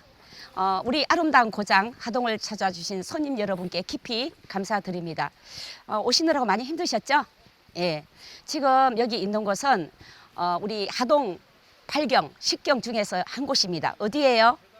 쌍계사. 쌍계사 앞에 외청교에 서 있습니다. 지금 이 외청교 다리는 우리 쉬운 말로 제가 여기 일주문, 건강문, 천왕문 3개 문을 통과해서 어디로 들어가요? 경내로 들어가는데 이건 어떤 의미에서 여러분이 속세에서 이 불가에서 말하는 건 속세예요. 속세에서 법계로 이 3문을 통과해서 법계로 들어가기 때문에 잠시 잠깐 어떤 걸 다 내려놓고 여기에서 우리 또 쌍계사에서 우리 법계에서 하는 그런 이야기를 들으시면 되겠습니다. 자, 그 앞에 뭐라고 써졌나요? 삼신산 외청교라고 써졌죠. 네, 삼신산은 어디를 말하는가요? 그렇죠. 복례산이 어디예요? 금강산입니다. 또 영주산 어디예요? 한라산. 그러면 방장산은 어디입니까? 여기 우리 지리산이에요. 그래서 방장산 삼신교라고 삼신산이라고 합니다. 그래서 오늘 제가 뭐 이야기를 많이 장황하게 하는 것보다 딱 한 가지 예, 중점을 두겠습니다. 이 세계 문을 통과하는데 이 문은 여러 가지 뜻이 있지만 한마디로 요약하면 여러분 불이문이 뭔지 아시죠? 불이문. 예, 불가에서 삶과 죽음이 둘이 아니요. 만남과 시작이 둘이 아니요. 헤어짐이 둘이 아니요. 헤어짐과 만남이 둘이 아니요. 시작과 끝이 둘이 아니다. 그럼 무슨 얘기예요? 그렇죠. 하나예요. 그래서 오늘 우리의 만남은 영원할 것 같지만 언젠가는 또 헤어지게 되어 있고 또 헤어지면 안 만나냐? 다시 만나게 돼 있다. 그래서 두 자로 뭐라고 그래요? 불가에서 인연이라고 합니다. 인연법에 의해서 우리는 영원할 것 같지만 여기서 또 지금 이 시간이 영원할 것 같아도 언젠가는 또 헤어집니다. 여러분이 가까이 있지만 헤어진 사람이 지금까지 살아오면서 수없이 많은 사람을 만났고 또 헤어지고 가까이 남아있는 사람도 있습니다.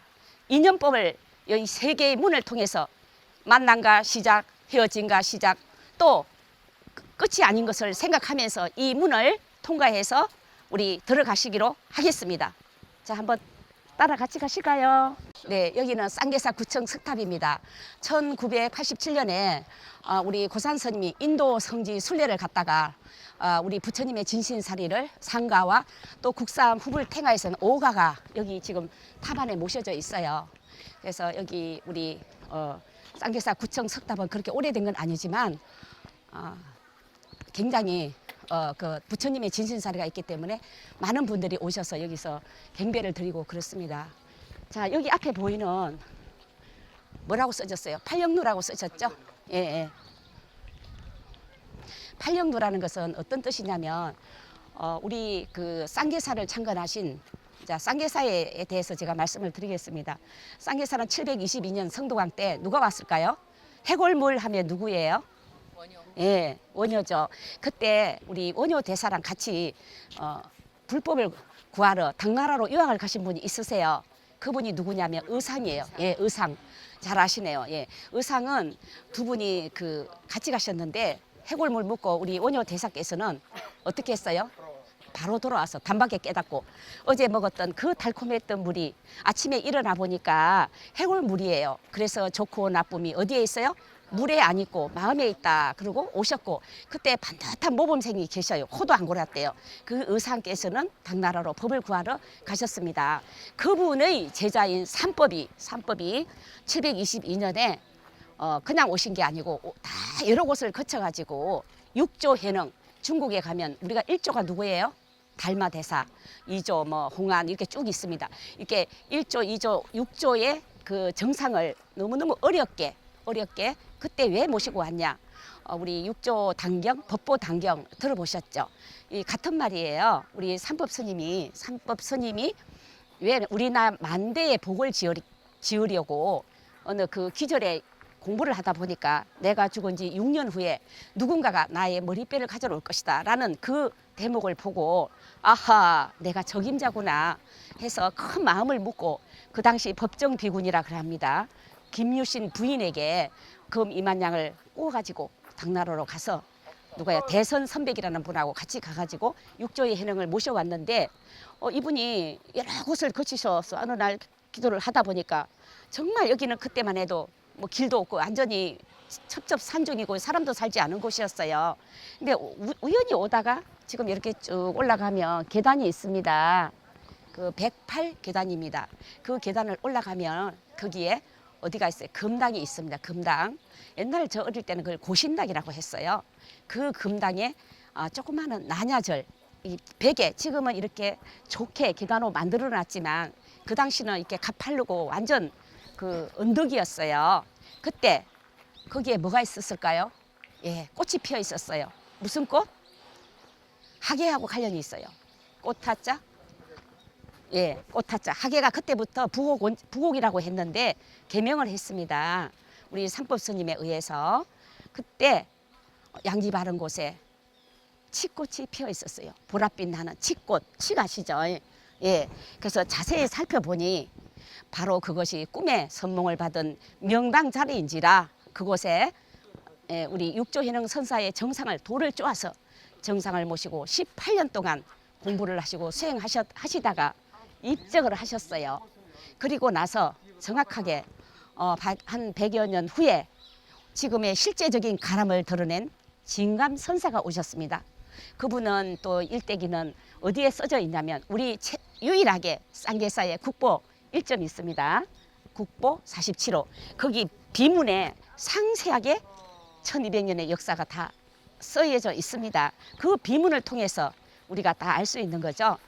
그분이 어떻게 해서 그분이 실제적인 가람을 드러내서 다시 중창을 하셨습니다. 그래서 쌍계사의 역사는 그때는 뭐라 그랬냐? 옥천사라고 하셨어요. 옥천사 너무 많아요. 이 이름이 좋으니까. 그래서 다시 개명을 해가지고 어느 때? 네, 정강왕 때 최치원의 선생님을 시켜서 여기를 한번 가보라 그랬어요. 그래서 선생님이 오신 거예요, 여기에. 그래서 여러분이 오신 이 길이 고운 구름운자. 우리 최치원 선생님 호가 고운인 건 아시죠? 예. 그래서 고운길을 걸어오신 거예요. 역대 많은 고성들이 오셨습니다. 무학대사, 여러분이 잘 아는 서산대사부터 시작해서 우리 또 한국 불교의 초석을 마련하신 성철 법정스님 다 이곳을 거쳐 가셨습니다. 그래서 여기는 옛날부터 누가 왔어요? 많은 고성들이 왔고 유학자들이 왔고 또 쌍계사는 그래서 그때 아까 말한 옥천사에서 제가 뭐라 그랬어요? 양쪽에 신의 물이 양쪽에서 흘러서 만난다. 신의 계자에 돌석자를 쓰고 있습니다. 왜 쓰고 있을까요?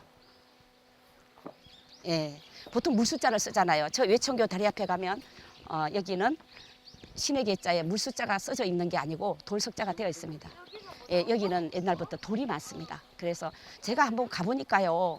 저 양쪽에 물이 흐르고 있고요. 지형을 살펴보니 돌도 엄청 많던데요. 그래서 그러면 쌍계사라고 해라. 그래서 사자는 사찰할 때 사.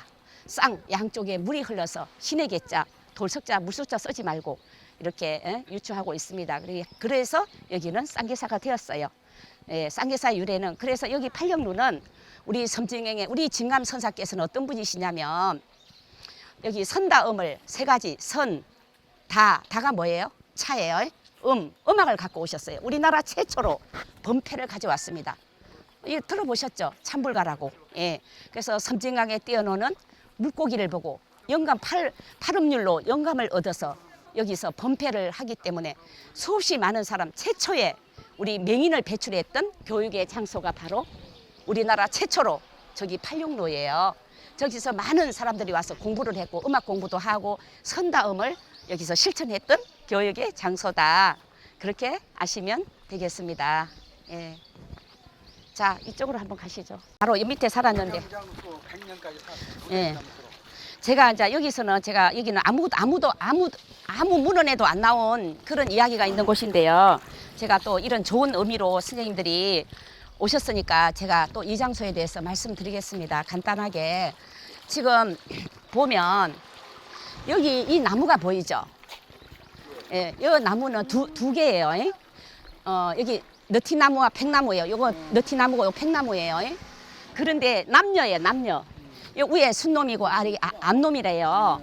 근데 선생님들 이제 이거는 제가 어디 나와 있는 인터넷에 있는 이야기도 아니고 제가 이제 고향이 여기다 보니까 제가 어릴 때 기억을 생각해서 해설사가 되고 보니까 이거를 제가 스토리텔링을 했어요. 근데 진짜로 있었던 이야기니까 그때는 무심히 어린 마음에 그랬는데 여기 나무가 암이 걸렸어요. 자, 유방암이 걸려가지고 이거는 제가 다 얘기 잘 안 하는데 남자는 올라오지 마세요. 남자는 성희롱이라고 요즘 싫어해. 자, 요거는 돌이에요, 돌이. 이거 다 돌이에요. 자, 이건 뭐예요? 여자의 가슴 하나로 딱 되어 있죠. 여기 이제 유방이 도려낸 자국이 원래 2개가 있었대요. 그래서 여자의 가슴을 암이 걸려서 나무도 암이 걸려요. 그걸 영어로 뭐라고 얘기하시더라고. 저번에 나무학자님이 오셔가지고 우리는 사람만 암이 걸리는 게 아니고 나무도 이 종양이 걸린답니다.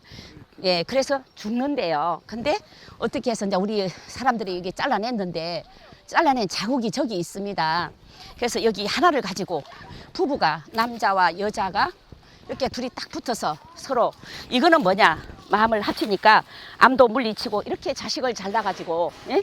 자식을 잘 낳아가지고 있다. 그래서 우리 옛날에 여기 밑에 살 때 우리 어른들 모시고 시어머니 모시고 많이 힘들잖아요.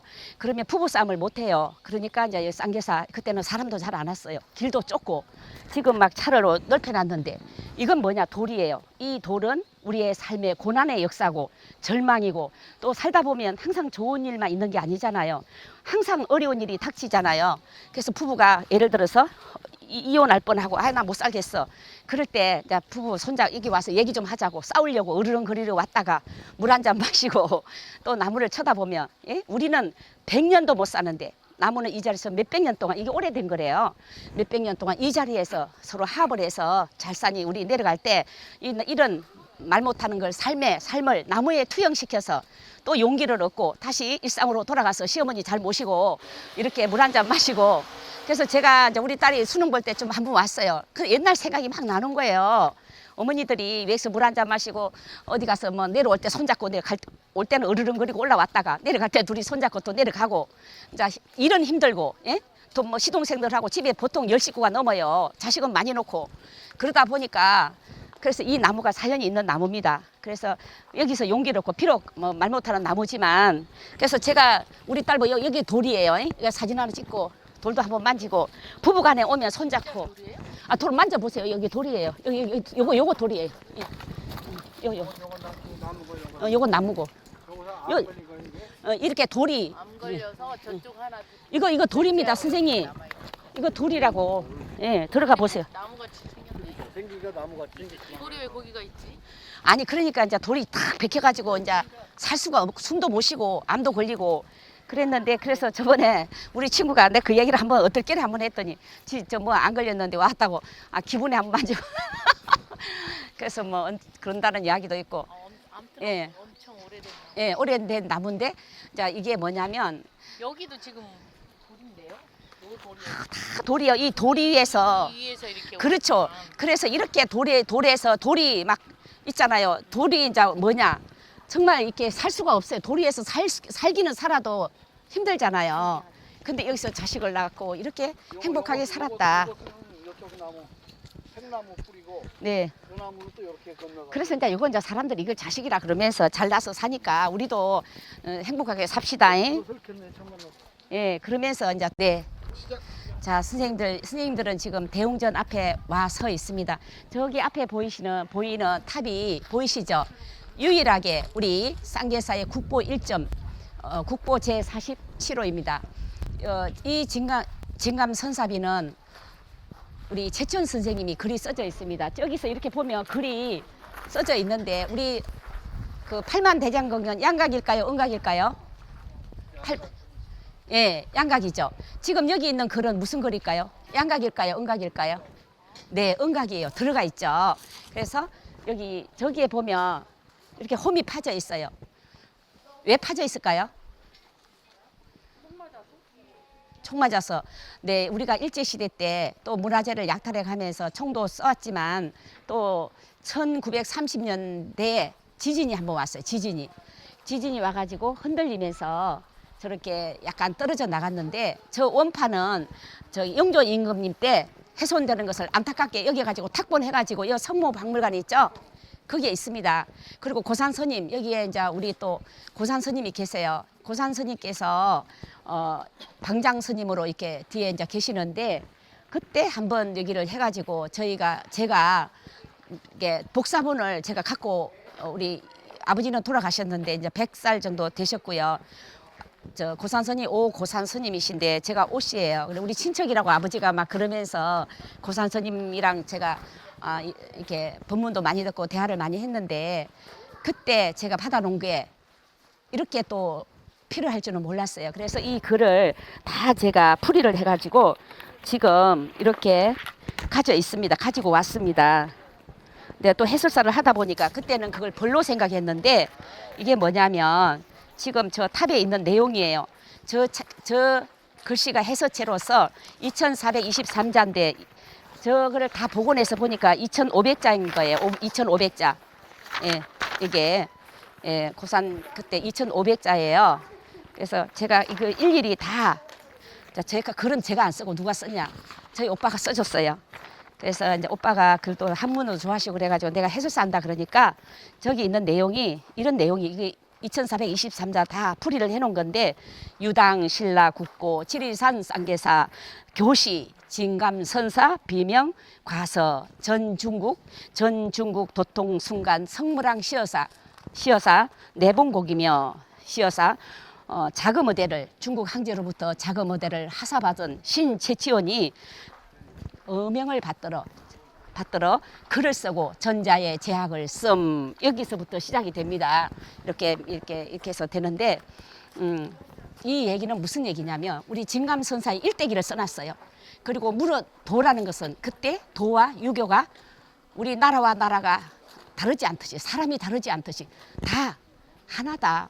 근데 어떻게 그 시절에 그런 생각을 하셨는지 그 최천 선생님이 왕명을 받들어 여기 와서 쓴 글을 그래서 어명을 받들어 가지고 저 쌍계사에 가서 지금 옥천사인데 쌍계사라고 개명을 하고 거기 가서 비문에다가 이 사삼 비명이라 그래가지고 4군데 써놨습니다. 그 중에 한 곳이에요. 우리 쌍계사가 복원이 잘 되어 있다고 그럽니다. 그래서 임금님께서 뭐라 그랬냐면 우리 진감선사께서는 신자께서는 도를 저기 하시고 사람들한테 하셨으니 그대는 저 중국까지 가서 이름을 떨쳤으니 마땅히 명을 짓도록 하라. 그러니까 제치원이 두 손을 마주 잡고 절하면서 네네 하고 물러나와 생각하니 지난날 중국에서 살찌고 기름진 것을 먹었는데 우리 선사는 쌀과 게 보리를 먹었대요. 이런 생활을 하셨는데 감히 부끄러움을 느꼈대요. 임금님께서 이렇게 말할 때. 그래서 우리 최치원 선생님이 이렇게 미루다가 진성왕 1년에 이 글을 이제 써가지고 여기 비문을 세운 거예요. 원래는 우리 진감 선사께서 마지막 입적하실 때 이 문인에 있는 많은 제자들과 사람들을 모아놓고 이렇게 말씀하셨대요. 내가 나는 갈 것이다. 나는 장차 갈 것이다.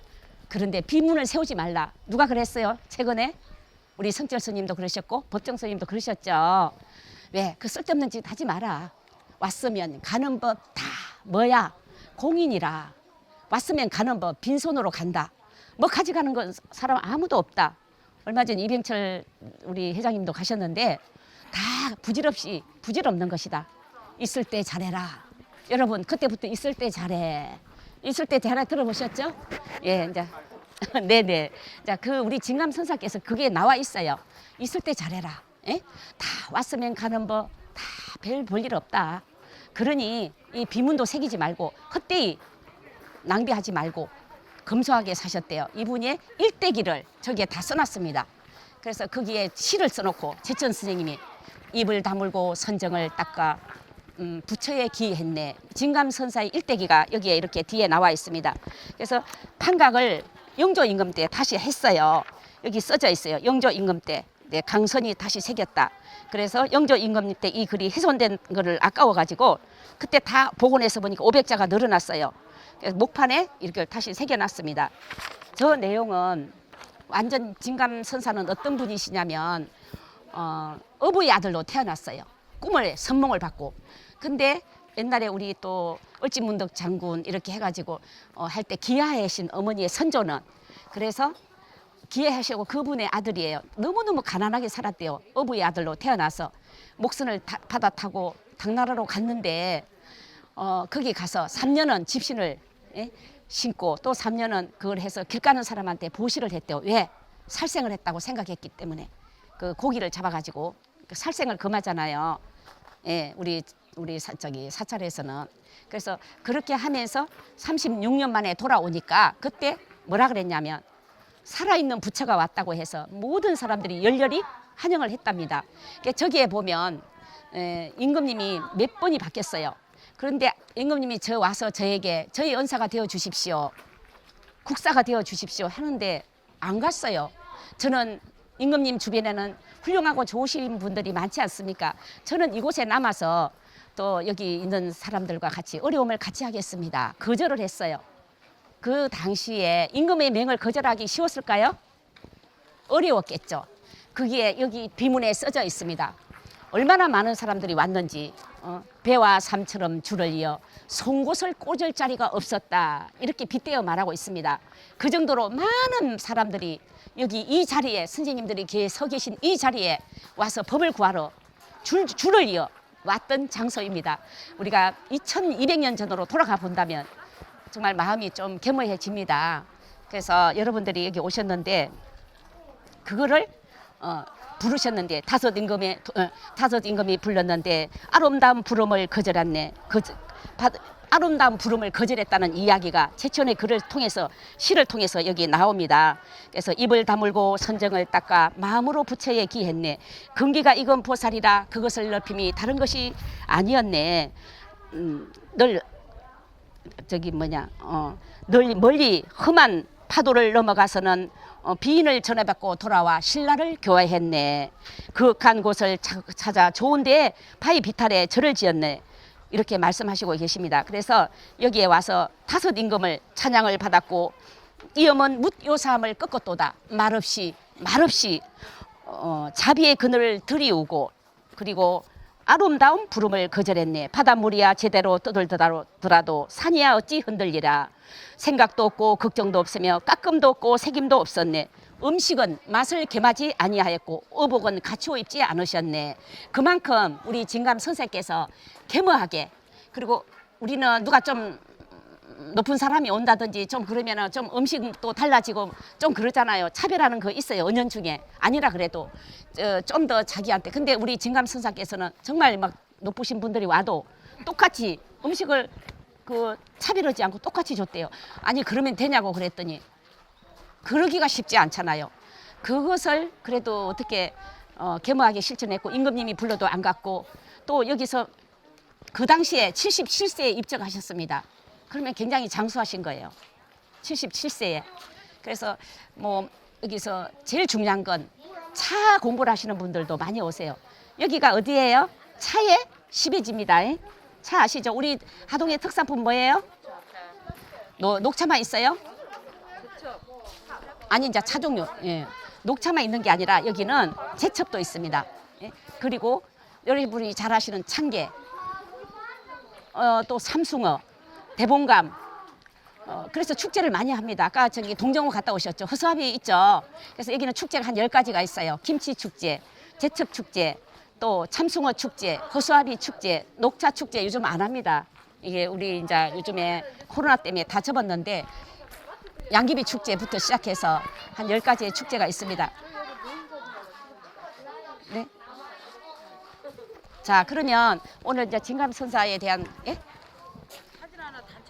네, 그렇죠. 그래서 우리 진감선사 일대기는 제치원의 그 비문이 해서체로서 우리 쌍계사를 창건한 진감선사 일대기가 써져 있다는 거, 국보 47호 이것만 기억하셔도 됩니다. 자, 사진 한번 찍으시죠. 예, 현판에 있는 글씨가. 이광이라고 그러던데 이광. 네, 그래서 광산은 천연사고 광자요. 이광. 거기 하엄사에도 진짜 국보가 많아요. 하엄사. 진짜 하엄사에 가면은 정말 우리의 그 역사를 더 뭐 구례 또 해수사들도 오는데 알아볼 수가 있죠. 근데 우리 쌍계사는 지금 이제 우리 저번에 도울 스님 오셨어요. 진짜 도울 스님 오셔가지고 제가 비문풀이를 네. 여기 있는 석불은 우리 고려시대 때 조각상을 얘기한 마애불이라고 합니다. 그래서 학생들이나 역사학과 학생들이나 도울 스님도 오셔서 굉장히 관심을 가지고 보셨는데요. 여기 기 모양이라든가 이 조각법, 또 여기 이렇게 연꽃 모양의 무늬 이런 게 전형적인 고려시대 우리 조각의 모습이라고 하시면서 아주 사진도 많이 찍어 가시고요. 요 앞에서 쌍계사에 오셔서 굉장히 여기 마애불에 관심이 많으셨어요. 그리고 이 돌에 그때 우리 고려시대 사람들의 어떤 불교에 대한 그 사상이라든가 이념이라든가 또 조각법이라든가 우리 문화라든가 이런 게 이 마애불에 들어있다면서 아주 소중한 자료로 말씀하셨습니다. 그래서 쌍계사에 오시면 다 그냥 요 앞에만 보시고 가는데 오셔가지고 우측에 마애불이 있는 거 한번 관람하시고 가시면 좋겠습니다. 이런 무늬가 있잖아. 여기를 꽃담이라고 합니다. 꽃담. 이 꽃담이 있는 데가 별로 없대요. 그래서 한 100년 됐습니다. 100년 됐는데 이거 하나하나를 이렇게 기와장을 이렇게 넣어가지고 이렇게 만드는 게 굉장히 이 사찰에서 찾아보기 힘든 유일한 우리 건축 양식이라고 그럽니다. 그래서 차를 공부하시는 분들이 많이 오세요. 교수님들도 오시고, 그래서 쌍계사에는 여기도 있고 이 담이 이렇게 둘러져 있는데 차 선 다음에 성지기 때문에 저기 나한상에 보면 또 찻잔을 들고 있어요. 부처님 여기 위에 보면 거기서 갱배를 드리고 가시는 분들도 계세요.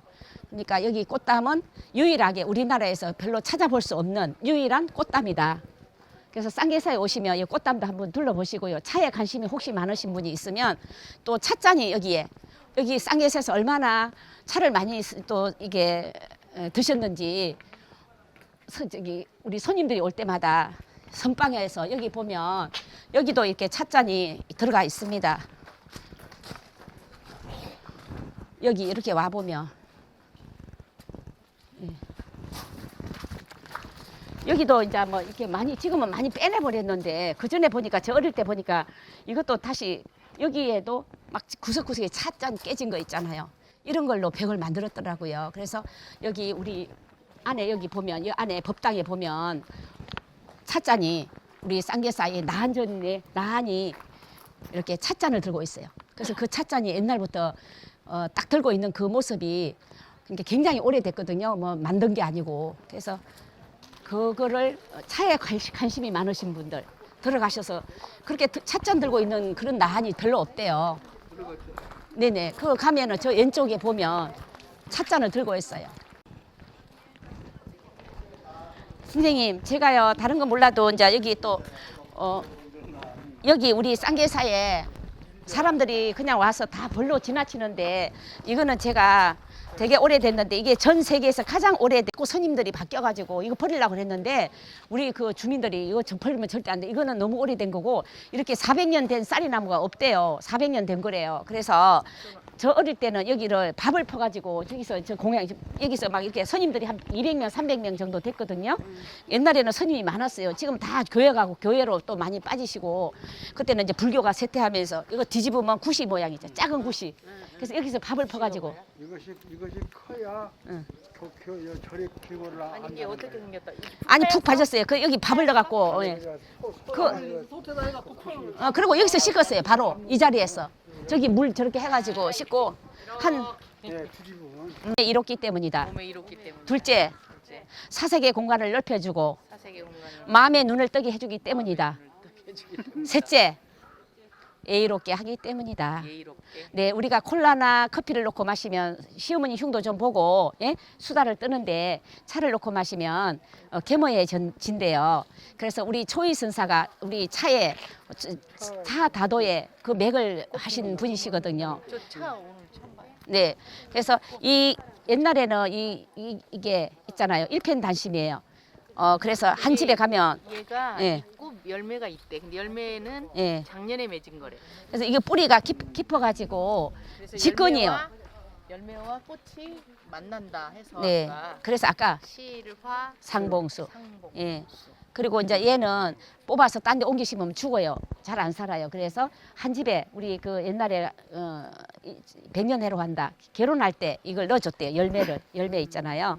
그래서 그런 뜻이 담겨져 있고 우리 초이 선사께서 차를 마시면 그런 걸 갖다가 이게 보성에도 저 갔다 왔거든요. 보성에서도 초이 선사의 그 흔적이 있더라고요. 그래서 이게 사신으로 갈 때 차를 이렇게 저기 여기 배낭에 넣어서 이제 가면서 차도 마시고 그렇게 하셨다고 합니다. 그래서 흥덕다왕 때 누가 가져왔어요? 우리 목하시는 예, 흥덕다왕 때 여기는 김대렴이 가져왔습니다. 예, 가져와서 이 맛있는 녹차 어디 심을까요? 하니까 지리산 꼴짝이 돌이 많고 아침 저녁으로 춥고 여기 심으라. 그게 이제 삼국사기에 나와 있습니다. 구례 거기 그 하엄사 쪽에도 보면 또 있고요. 거기도 차나무가 있어요. 그래서 여기냐 저기냐 이렇게 분분했잖아요. 근데 삼국사기에 학예 다소가 있었다고 다 나와 있고 또 이규보가 와서 또 여기 주민들이 녹차하는 걸 또 이야기를 해놨고 그래서 역사적으로 이제 그거는 이게는 어김없이 이때만 핀대요. 예, 지금 볼 수 있습니다. 자세히 보면 예뻐요 꽃이. 그리고 열매가 맺히거든요. 열매를 기름을 짭니다. 근데 우리 동네도요. 야생차 있죠. 여기 열매. 야생차. 예. 마을 이름이 옛날부터 전에 오면 임금한테 차를 갖다 지금 여러분은 여기 금당 입구에 서 있습니다. 지금부터 들어가는 이 길은 계단이 몇 개냐면 108계단입니다. 108가지의 번뇌가 있다는 거예요. 우리 중생에게는. 그래서 그 문을 들어 저 뭐라고 써졌죠? 돈오문이라고 써졌죠. 돈오문은 무슨 뜻이냐면 단박에 깨친다는 뜻이에요. 우리 오녀 대사께서 단박에 깨치고 돌아왔듯이 저 문을 들어서서 나오는 순간 여러분의 고민 108가지의 번뇌를 다 잊어버리고 저기서 성불을 하셔가지고 이 문에 나와서 일상으로 돌아가시기 바랍니다. 그래서 이 문을 이제 저쪽에서부터 한 계단, 두 계단 여기 말고요. 이제 시작이 됩니다. 그 한 계단, 두 계단을 올라가면서 자기의 108가지의 번뇌가 있대요. 우리 중생에게는 그런 거를 하나하나 생각을 하면서 108가지 마지막 올라가면 거기가 바로 금당. 우리 여러분이 아까 말씀하신 육조 해능 선사의 정상을 모셔온 곳입니다. 겸허한 마음으로 여기 법정 비구니가 그 돈을 댔어요. 누구? 김유신의 부인인 법정 비구니라고 합니다.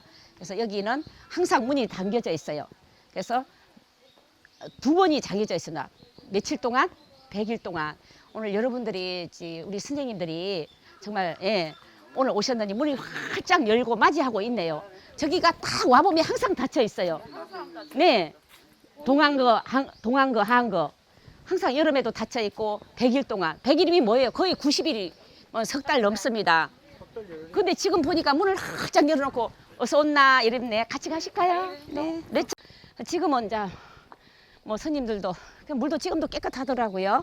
그래서 저 물은 음수와 양수로 해서 제가 한 초등학교 다닐 때 나한병 병이 몸에 피부병이 있는 분들이 오셔가지고 물 먹어. 지금 저 벚꽃길에도 중간에 약수터가 있습니다. 거기도 많이 오셨어요. 그래서 막 먹고 바르고 거기 여기 저기에 지금 저렇게 방치되어 있는데 써져 있어요. 자세히 보면. 그래서 우리 팔령로 팔령각 여기는 저 위에 이제 바로 금당입니다. 금당. 그 금당에 가면 육조에 우리 정상을 보고 한번 참배를 한번 하시면 좋겠습니다. 추사 김정희의 세계 일화 조종육입이라는 hen판 글씨가 새겨져 있는데 그때 우리 만우 스님이 계셨어요. 그때 차를 대접했더니 추사 김정희 아시죠? 예, 당대의 명필가이고 문장가인 추사 김정희 우리 스님이 오셔가지고 저기에 글을 써줬습니다. 세계는 하나다. 세계 조종육이이라고 hen판에 그 글씨가 바로 추사 김정희 선생님의 글씨입니다. 같이 올라가서 한번 보시게요. 예. 네, 여러분들은 지금 우리 쌍계사의 금당에 와 있습니다. 이 금당은 722년에 삼법 스님이 오셔서 처음으로 여기에 꽃이 피어 있었어요. 아까도 말했지만 무슨 꽃? 치꽃이 피어 있었습니다.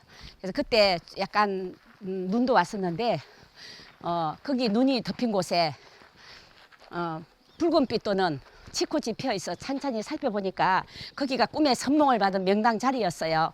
그래서 아하 이곳이 명당 자리구나 하고 이곳에 이렇게 조그맣게 가람을 창건을 하셨어요.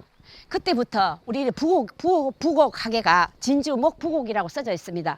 개명을 했어요. 뭐라고요? 하계라고. 꽃 하자 10개자. 예, 하계라는 말이 없었고 그때만 해도 우리 사만시대에는 찔물이라고 했고요. 그 다음에는 부곡이라 그랬어요. 부곡 온천 물이 이렇게 잘 좋다고 해서 부곡이라는 말을 썼는데 그때부터 꽃이 피는 하계. 무슨 꽃? 치꽃이에요. 예, 벚꽃 아닙니다. 그래서 꽃이 피는 하계라는 말이 개명이 됐습니다. 그래서 우리 최초에 여기가 대웅전이었어요. 18년 동안 삼법 스님이 육조 해능 선사의 정상을 모시고 와서 여기서 이렇게 공부하시고 하시다가 18년 동안 계시다가 입적하셨다가 그 뒤에 폐사됐어요. 그리고 한 100년 후에 실제적인 아까 가람을 드러낸 진감 국사께서 오셔가지고 다시 가람을 창건하셨습니다. 여기 많은 분들이 오시는데요. 조선시대에는 여기 글씨는 hen판에 있는 글씨는 누구 글씨라 그랬죠? 예, 추사 김정희 만어 스님께서 그때 차를 대접을 했다고 합니다. 그러니까 차를 마시면서 이 차는 중국의 용정차보다 낫다 맛이. 그러면서 또 시를 하나 지으셨어요. 시를. 그래서 또 이규보가 조선시대 때 시차를 와가지고 뭐라고 써놨냐면 저 차 10회지 앞에 가면 석조물에 써놨어요. 하계에서 차 따던 일 논하네, 간에서 감독하여 노약자까지 징벌하였네. 험한 산중에서 차를 간신히 따모아 등짐으로 한양까지 전할랐네. 이는 수많은 사람들의 애끓는 고열이니 차라리 얼마나 힘들었으면 등짐으로 져가지고 그때는 이 또 이렇게 유념이라 그래가지고 비비고 하는 걸 유념이라 합니다. 그거 다 손으로만 했거든요. 그래서 차라리 차밭에 불을 질러서 차 세금을 금지한다면 부역이었어요. 그게 우리 남녘 백성 편의심이 이로부터 이루어지리라 이렇게 적어져 있습니다. 그만큼 우리 하계에 다소가 있었고 주민들의 고초를 그를 통해서 알 수 있고요. 초이선사께서 지금 좀 이따가 칠불사 갈 건데 거기 칠불사께는 우리 초이선사께서 오셔가지고 우리 한국 다도의 맥을 거기서 하신 분이 바로 초이선사입니다. 그 칠불사 거기에 주로 많이 계셨고요. 그만큼 차가 많이 성황했다는 것을 그런 삼국사기에 나오는 문헌을 통해서 우리가 알 수 있습니다. 여기는 안에 돌탑이 되어 있는데요. 그 뒤로 이렇게 혹시 뭐 하시는 분이 계시면 뒤로 돌아서 3번 돌고 뒤에 손을 넣으셔요. 손. 예? 자, 손을 넣고 자기 소원을 한 가지만 빌어라. 이렇게 이제 이야기가 되어 있습니다. 그래서 그 소원은 꼭 이루어진다. 말이. 그래서 우리 군수님도 항상 새벽에 온대요. 새벽에 군수 그거 뒤에 손이 있어요. 들어가는. 예. 그 뭐 이렇게 손. 거기 손을 넣고 자기 앉아서 이제 앉아요. 뒤로 이렇게 돌아가면 탑 뒤에. 예. 그래서 아니 3번째 돌 때 이렇게 손을 넣어가지고 자기 소원 한 가지. 아 돈은 1,000원 있으면 1,000원 넣고 돈이 문제가 아니잖아요. 그래 우리 군수님은 그러더라고. 아이 그래도 공짜가 어딨냐 1,000원이라도 열라고. 우리 군수님께서는 공짜 바라지 말고 절 3번 하고 절도 하고. 예. 하계동 별천지 우리 최천 선생님이 길을 씻었다고 하는 세이암입니다. 이 세이암은 대성계곡인데요. 여기에 그 개가 서식을 하지 않아요. 저번에 개가 발가락을 물었대요. 그래서 다시는 나타나지 말라고 호통을 친 뒤로부터는 원래 여기 참개 같은 것도 많거든요. 다슬기 있죠. 그 민물 또 뭐 짱어 같은 것도 많았고 또 미꾸라지라든가 뭐 참 뭐 이렇게 그런 게 많았어요 여기. 그런데 여기 참 개가 없대요. 그러니까 사람들이 그때 제치원이 그런 기분은 없었다 이런 이야기가 이제 이야기로서 전해지고 있고요. 여기는 공무원들이 와가지고 많이 와서 안 좋은 소리 들은 거 길을 씻었다. 길을 막 씻는데요. 그러니까 모든 걸 다 훌훌 털고 새로운 삶, 인생 2막을 시작한다는 그런 뜻이에요. 조선시대 때 유명한 학자들이 많이 오셔가지고 저 벽에 막 글을 많이 써놨어요. 가보면 여기서는 잘 안 보이는데 세이암이 무슨 뜻이냐면 안 좋은 소리 듣는 거 씻는 거예요. 그래서 여기 한번 오시면 우리 학에 오시면 세이암 혹시 공무원 출신 우리 또 어르신들이나 또 선생님들 계시면 여기 오셔서 최치원의 선생님의 흔적을 한번 느껴보시고요. 또 새로운 마음으로 일상으로 돌아가셔서 또 자기의 삶을 최상으로 만들어 가시기 바랍니다. 네. 예, 여기 오면 기운을 얻어요. 지리산은 원래부터 우리 지금 요즘 코로나가 유명한데 여기 확진자가 오기는 왔었어요. 서울에 99번 확진자가 왔는데 놀랬어요. 다 문 닫았어요. 저 오시다가 저기 커피숍 보셨죠? 그 커피숍 옆에 우리 집이 있어요. 근데 거기 제가 보니까 2주 동안 문을 닫아 손님이 그리 없더라고. 저도 겁을 많이 냈어요. 그런데 이제 한 달 지나니까 지금 손님 또 많이 생기고 이제 그러는데 청학동을 갔다 왔어요. 청학동. 그래 그날 청학동 근무자 누구냐? 막 우리도 난리 났어요. 매점에 들렸대요. 또 가다 보면 제첩 먹었대요. 국수. 그리고 그 커피숍에서 1시간 넘게 뭐 차 마시고 그랬다고 해가지고 우리 하동도 발칵 뒤집혔어요. 인구 5만 조금 못 되는데 근데 지금까지 확진자가 안 나왔어요. 그러니까 지리산은 어떠냐? 옛날부터 삼재를 막아준다. 예, 막 그런 또 이야기가 다시 또 남원도 그래서 남원하고 이제 어떻게 되냐면 남원하고요. 그다음에 옆에 남해하고 남해 없습니다. 그러다 보니까 저도 집에서는 이런 거 안 해요. 아는데 이제 이게 습관이 돼가지고 이상하게 이거요. 근데 우리가 진짜 여기 이렇게 공기 좋잖아요. 예, 우리 스님 남원도 제가 가봤는데 너무 좋더라고. 막 이렇게 넓은 들판 또 왕릉 있잖아요. 막 또 강알루 그거 가서 춘향이가 살아서 나오는 것 같고 이도령이 나오는 것 같아요. 진짜 선생님의 그 해설을 들으니까 저희도 마찬가지로 여기 오셨으니까 자, 저와 따라 한번 해보시게요. 손 한번 들어보세요. 나는 오른손, 나는 왼손. 우리 서로 이름은 달라도 어떤 사이예요? 사랑하는 사이랍니다. 자, 길을 가다가 신나게 가다가 딱 마주치면 안녕하세요. 반가워요. 인사도 하고 옆에 사람 악수도 하고 반갑습니다. 자, 코로나 시대니까 이렇게 반갑습니다. 악수도 하고 나는 오른손, 나는 왼손. 우리 서로 얼굴은 달라도 얼굴 같은 사람 있나요? 없죠. 쌍둥이도 얼굴은 조금씩 다르대요. 어떤 사이라 그랬어요 아까? 사랑하는 사이랍니다. 자, 이렇게 살면 좋겠죠? 예, 그래서 우리는 여기 와서 모든 마음을 내려놓고 화합하는 거예요. 그래서 1분 동안만 우리 눈을 감고 명상 한번 해보시게요. 우리 예, 그래서 시무십조를 지어 올렸는데도 안 받아들여주고, 그러니까 신분의 한계를 느껴서 일찍이 간직을 버렸다 이렇게 나와 있죠. 그리고 왕명에 의해서 아까 그 진감선사비를 썰어 왔다가 그때부터 유람을 하기 시작했는데 여기를 청학이라 그러면서 지금처럼 이렇게 뭐 좋은 곳이 아니었으니까. 그래서 여기는 옛날부터 왜 여기가 유학로냐, 하기장터도 물건만 사고 파는 곳이 아니에요. 뭐를 주고 받았을까요, 선생님? 하기장터. 하기장터는 거기 생산선인 돛담배가 들어왔어요. 남해에서 건져 올린 미역, 다시마, 고구마 아니 그런 거 가져왔고, 굴에 쌀보리, 여기는 더덕, 감자, 여기는 녹차, 고사리, 더덕, 예? 감자, 고구마 이런 거예요. 여기는 물건만 주고 판 곳이 아니라 뭐가 있었냐면 두자예요. 혼담이 오갔습니다. 혼담, 저희 엄마도 고향이 어디냐? 혼담. 장날 장터에서 만나가지고 우리 집에 듬직하고 멋진 아들 있는데 그 집에 바느질 잘하고 길쌈 잘하고 살림 잘하는 차만 따로 없어요. 이렇게 이야기를 하다 보니까 혼담이 오가지고 저희 엄마도 곡성에서 하게 우리 아버지를 만나갖고 예? 이게 결혼을 해서 오신 거예요. 그래서 하동 사람들이 남원으로도 많이 와. 그렇죠. 또 우리 하계 사람은 다 저도 순천 가서 시장 봐옵니다. 차 갖고 가서 마트에서. 그래서 여기는 하업의 장소다. 김대중 대통령이 그 아까 다리 보셨죠? 하업의 다리예요. 자, 가십시다. 칠불사. 나는 여기 뭐 공부도 안 되고 머리가 답답할 때 여기 왔다 가거든요. 그러면 어디서 또 힘이 생기는지 힘이 생기더라고요. 맞아요. 제가 사업 정리하고 네. 뭐지 큰아들이랑 그 둘째 나고 네. 직장 생활해야 되고 하는데 힘들더라고요. 아, 큰 놈이랑 그 집 앞에 그 뒷산 네. 맨날 주말마다 애들 데리고 왔거든요. 연년생이니까 시샘도 한다 그러길래. 아, 그러니까 큰 놈은 아빠를 엄청 따르죠. 아빠가 예. 지금도 아들아 딸아라예요? 아니 아들 연년생. 아, 아들. 근데 아들 하든지 딸 하든지 그게 좋다 싸. 예, 저 차 저거 대면 돼. 저는 이쪽에 다 했죠.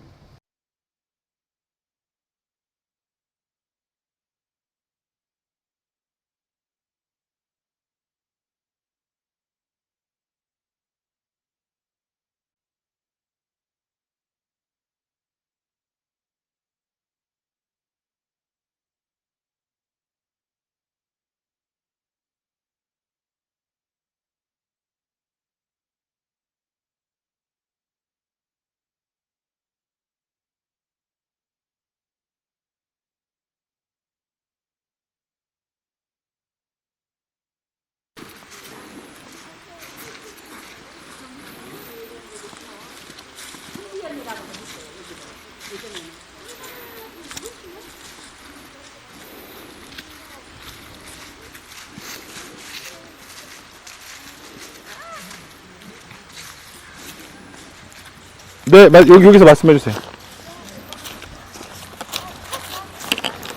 샤샤샤, 우다다다.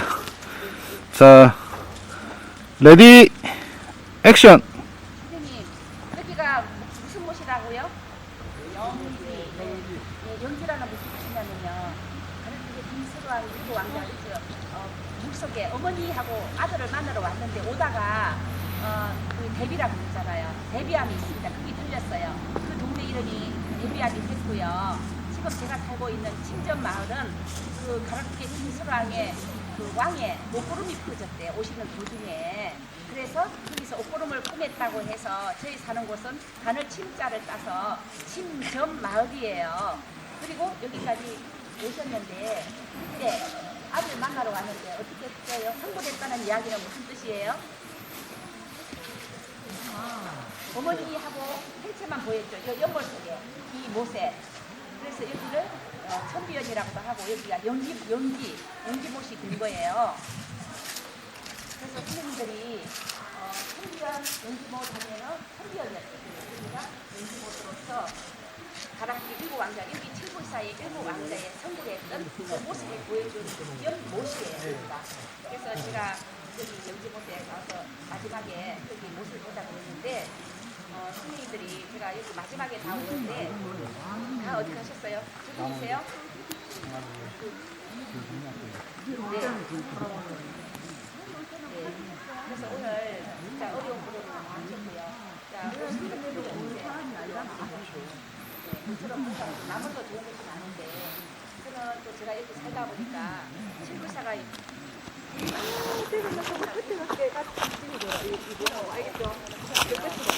신기는 많은 순례자들이 이 길을 많이 걷어 오시고요. 또 지금은 템플 스테이를 운영하고 있습니다. 그래서 많은 분들이 오셔서 하루에 한 며칠씩 또 한 잔씩 있다 가신 분들도 있으시고요.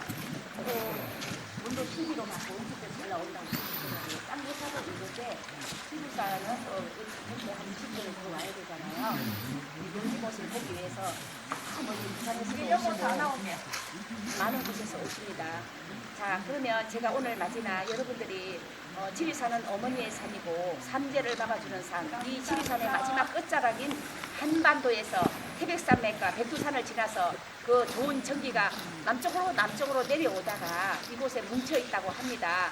그래서 여러분들의 고민이라든가 어려움을 여기서 길을 받으셔서 일상으로 돌아가셔가지고 아침에 일어나서 설거지 하다가 그릇 한 개를 깨도 어때요? 아싸라삐야 이렇게 받아칠 수 있는 힘이 생깁니다. 힘이. 그리고 우리 뭐라 그래요? 밥을 남 부인이 해주는 밥을 먹고 음식이 짜면 사랑이 진하네요 이렇게 넘어갈 수 있고 음식이 싱거우면 뭐라 그래요? 사랑이 싱겁네요 하면서 우리가 좋은 마음으로 아우를 수 있는 그런 좋은 지혜를 얻어서 일상으로 돌아가서 우리 대한민국의 수도가 어디예요? 서울. 행정수도는 어디죠? 세종시라면 대한민국의 내일을 열어갈 역량을 키워주고 우리 개개인의 삶을 보다 풍요롭게 해주는 올바른 삶의 지혜를 구하여 일상으로 돌아갈 수 있는 강력한 힐링의 영역이 바로 여기 이 칠불사다. 저는 이렇게 말씀드리고 싶고요. 제 목소리가 기운이 있어요? 없어요? 있어요. 있어 보이죠? 원래 여기 올 때는 풀이 죽어서 왔습니다. 도시에서 너무나 삭막하게 살다 보니까 여기 와서 기운도 나고 저도 제 삶을 아주 하루 종일 있어도 기운이 안 딸려요. 기운이 안 떨어지는 이 에너지가 어디서 오는가 했더니 지리산의 전기를 받아주는 것 같습니다. 여러분들도 모든 고민과 어려움을 여기서 다 풀어주시고 일상을 좋은 힐링을 가져가셔서 이 기운을 또 부진하시면 다시 오셔서 길을 한번 좋은 길을 받아가시기 바랍니다.